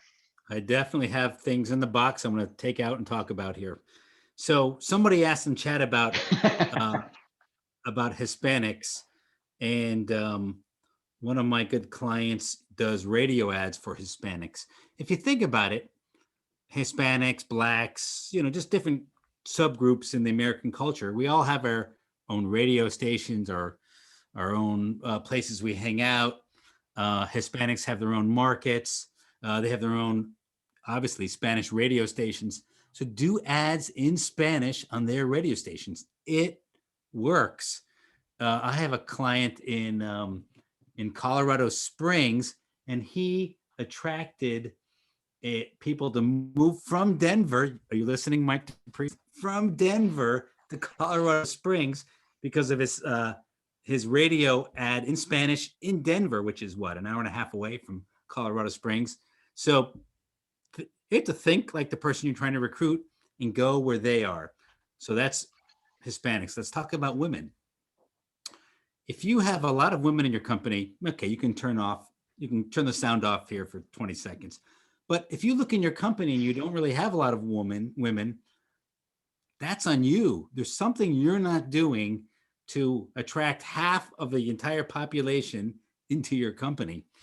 And now you might not be able to attract women for every position. I don't know. There might be some positions that aren't certainly attractive, but certainly at the top, the leadership, right? The top half of your company could be all women. I have a client, his entire leadership team at one point was all women. And so no reason absolutely whatsoever. And so all I'm saying is, if you have a diverse workforce, great, you figured it out. If you don't, there's something that you're doing wrong that's not attracting and pulling in half of the population. So that's point 2. Point 3, my third in the box I'm taking out. Very effective is open houses. Very, very, very, very, very effective. More effective than just ads is having a party where you're inviting people. An open house is a party. Food, right? What makes a party? No, not beer. Food. Food makes the party. Okay, beer helps, but not at work. And so having an open house where you're saying, where you have a specific date and time, hey, we're having this open house, just think party. It's at this day and time. You're invited. People will respond more to a specific date and time. Sidebar here, but proves the point. I know we don't have time for sidebars, but I once heard a guy, an expert in dating, talk about why guys fail in dating. I wish I had known this 40 years ago. And he talked about dating on texts. And he said more effective texts were when the guy would ask the girl out to a specific place at a specific time versus, hey, do you want to just come hang out? I just thought that was interesting. But it's sort of similar to what I'm saying here. When you're advertising, hey, come to my shop at this date and this time, it's concrete, goes into people's heads, they're going to show up. And then with an open house, it's a very safe way to get to know the company. But it's also a very productive way for you to have multiple managers meet somebody who's coming in. So I would say get creative and use open houses as often as you can in your recruiting mix. Absolutely. And use your social media to promote those. One point I also wanted to come back to real fast is about the women. So in my agency here, half of my team is women. We have a pretty even split between men and women here in my agency. I'm in the tech field. Our industry is dominated primarily by men, just like lawn and landscape is. So here's the point that I want to make. If you currently have a company that is predominantly male, it will be harder for you to attract women to your company. So you really want to focus on making sure that when a woman looks at your company culture and determines if this is a place I want to work, that she knows she won't be the only woman or that she won't be one of few. So really think about that when you're talking about half the population. Make sure that they feel comfortable coming to your business and not being the only woman. Just one thing I wanted to add about that. That's great. So I think there's been a couple of ideas thrown in the chat about some of the out of the box ideas. So feel free to read over those. Now, being that we're out of time, we're going to have to skip the operational efficiency part. Me and Jeffrey can do a follow-up webinar if enough people want to see it. But we're just simply running out of time. I'm just kidding. Well, we'll see what the feedback is. We have a thank you page for people. Tell us what you want to see, and maybe we'll plan another one where we can dive a little bit deeper into 1 or 2 segments versus all of these segments. So what I want to do now is I want to talk real quick about what we do here at our agency, and if you're interested, how you can get in touch with us, and then we're going to hear from Jeff real quick, and then we're going to open it up for Q&A. So first of all, as you've seen, you shouldn't be marketing yourself. Really, you shouldn't be doing the recruiting yourself. There's certain ways to get more recruits to your business, and likely is you've been doing them wrong. So hire somebody that knows how to recruit for this industry, hire somebody that knows how to market for this industry. And that's what we do here at Lawnline Marketing. As mentioned before, we only work with the multi-million-dollar lawn and landscape companies across the United States. So we understand you. We understand the issues that you'll face. We understand the bottlenecks that you're going to run into, and we're here to help you. And we will position your company in the light that you want to be positioned in, to attract the type of customer that you want to attract, so that you can make sure that your sales are efficient, that you're not wasting a bunch of time with a bunch of people who aren't qualified. So if you need help with your marketing or recruiting this year, please click on the link that just came in through the live chat, and that's going to take you to our thank you page for this webinar. And on that page is a form. And on that form is a couple of check marks where you can check off the things that you would like to get, whether that be a consultation with us, a consultation with Jeffrey, the free book, or our cheat sheet giveaway. Make sure you go there and complete that form and let us know how we did here. If you want to hear more from me and Jeff on these specific topics, diving a lot deeper, let us know in those comments so that we can put something together. So Jeff, why don't you tell them a little bit about your services, how you can help them? That's a little bit about how we can help. Really, really quick. I help landscape businesses, landscape business owners to fix, scale, and ultimately exit their business. Fix means, I'm overworked, I'm underpaid, or I've hit some kind of plateau. Scale means I figured some of that stuff out and I want to grow, and I want to grow fast. I mean, our economy is booming and it's going to keep booming next year. Let's make this happen. And exit means, exit means either I want to get out of the business or I want help with succession and transition. I'm not leaving yet, but I want more free time. So I help companies do all three of these things. I'm big into numbers. I love finances. And actually, I'm putting on a financial masterclass in January. There it is there. Yeah, thanks for putting that up there. I think you just put it into the chat. We actually closed registration on Friday, but I told Tony I would open it back up. So if you want to come to this, register today and you can still make it. And the reason we're closing it so early is we're doing financial benchmarking with people that are signing up. And this will end up being the biggest financial study in the industry. So if you really want to learn about your numbers, how to master your numbers, what's your score compared to other companies, and it's a 2-day course virtually, then you can sign up for this. So there's one way to connect with me. I've given out some things for free. If you want my help, I'm here. Tony, thank you for inviting me. And this was very interactive. So I thought this was great. While you were talking, Absolutely. I could interact, vice versa. So I thought this was great participation from everybody out there. Absolutely. I had a lot of fun doing this. We're probably going to do some more, maybe even bring in a couple of additional guests. Maybe you can hear from some of Jeffrey and I's joint clients on some of the stuff that they're doing that's working for them. So this will be one of many, I'm sure. But right now, we want to go ahead and open it up to a Q&A so that we can get any of your remaining questions answered that you may have. So if you do have a question, throw it in the Q&A box or throw it in the chat, and I'd be happy, or Jeff, whoever's best qualified or suited can go ahead and answer. Looks like the first one that came in, I'll throw it to you, Jeff. Do the good participants here get a free registration to your financial masterclass from Mike? Anybody whose name isn't Mike, no, I'm just kidding. Mike, only you, guy, only you.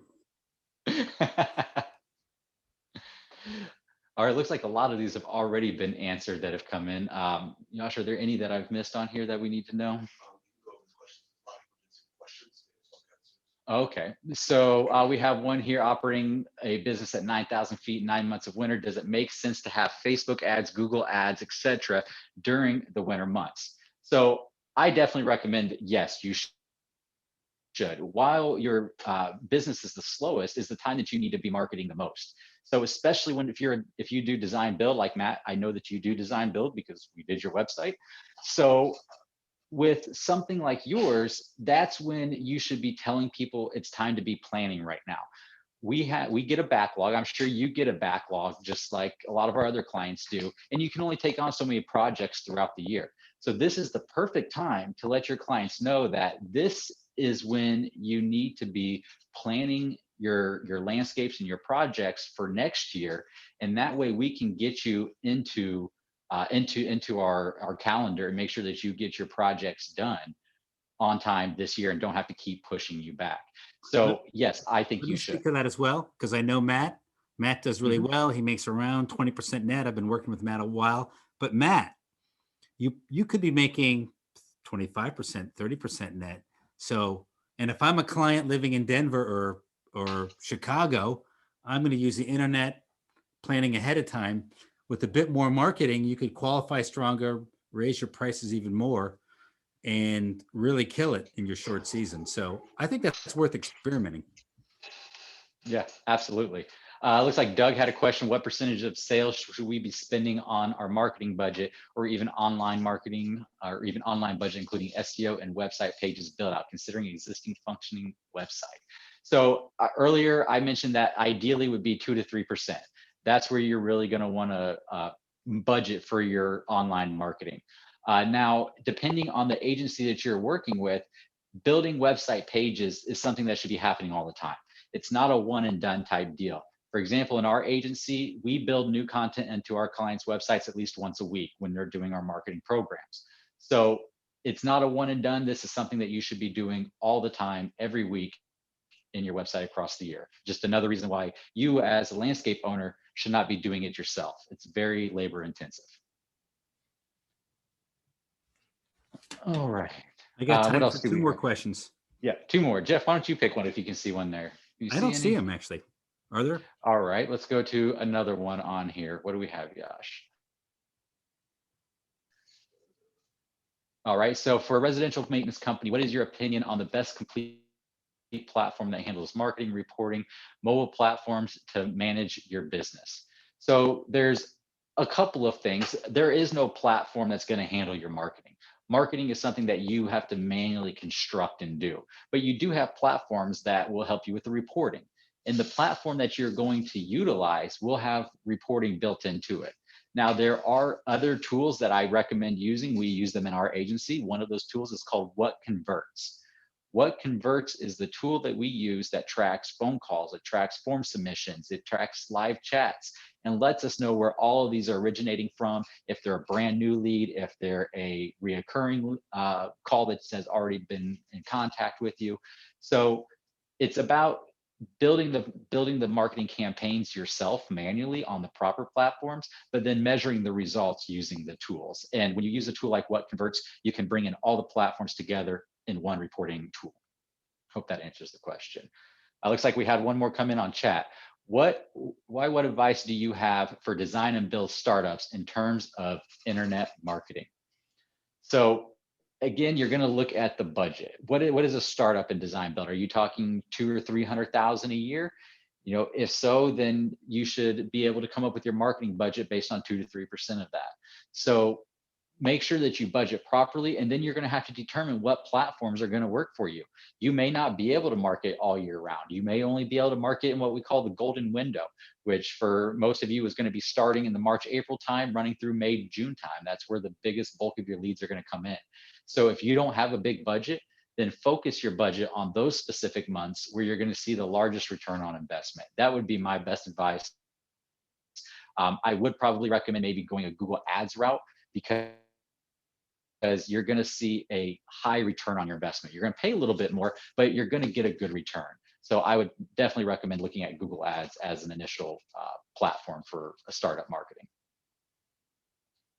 All right, so I think we can go ahead and conclude here. If you do have any other questions, feel free to throw it in on the thank you page that has been dropped in the chat. Yash, if you don't mind, put that link back in the chat again for us. That way you can go there, tell us what your thoughts are, what you want to hear more about. Jeffrey and I are both going to be copied on those forums, and you send them through. So we'll be able to gather your feedback and plan another one of these. And maybe we can dive a little bit deeper on one specific segment versus running through. Also, make sure that you request your cheat sheet. Everything that we talked about here, plus some of the things that we didn't talk about, are all outlined on that cheat sheet. So make sure you check that box on the form, and we'll get that emailed over to you so that you have all the details of everything that we talked about here today and then some. Jeffrey, do you have anything to close this off with? Hopefully you can find somebody to hug over the holidays and get some downtime and recuperate and do some self-care and be nice to your family and be nice to yourself. You've worked hard this year, the year from hell. It's been amazing on so many levels, good and bad. And obviously there's been a lot of good as well. So just be appreciative for what we all have here, where you have such a great industry, and let's kill it in 2021. Absolutely. I couldn't agree with you more. So everybody, everybody, let's stay safe over this holiday weekend, or this holiday week coming up, and let's plan to kill it in 2021. All right, everybody, thanks so much for your time today. We really enjoyed it. Me and Jeff really appreciate you guys tuning in to hear what we have to say. I promise we'll put more together for you guys, and we'll see you all in the new year. Thanks a lot, everybody, and have a great holiday, Christmas and New Year's. Thank you.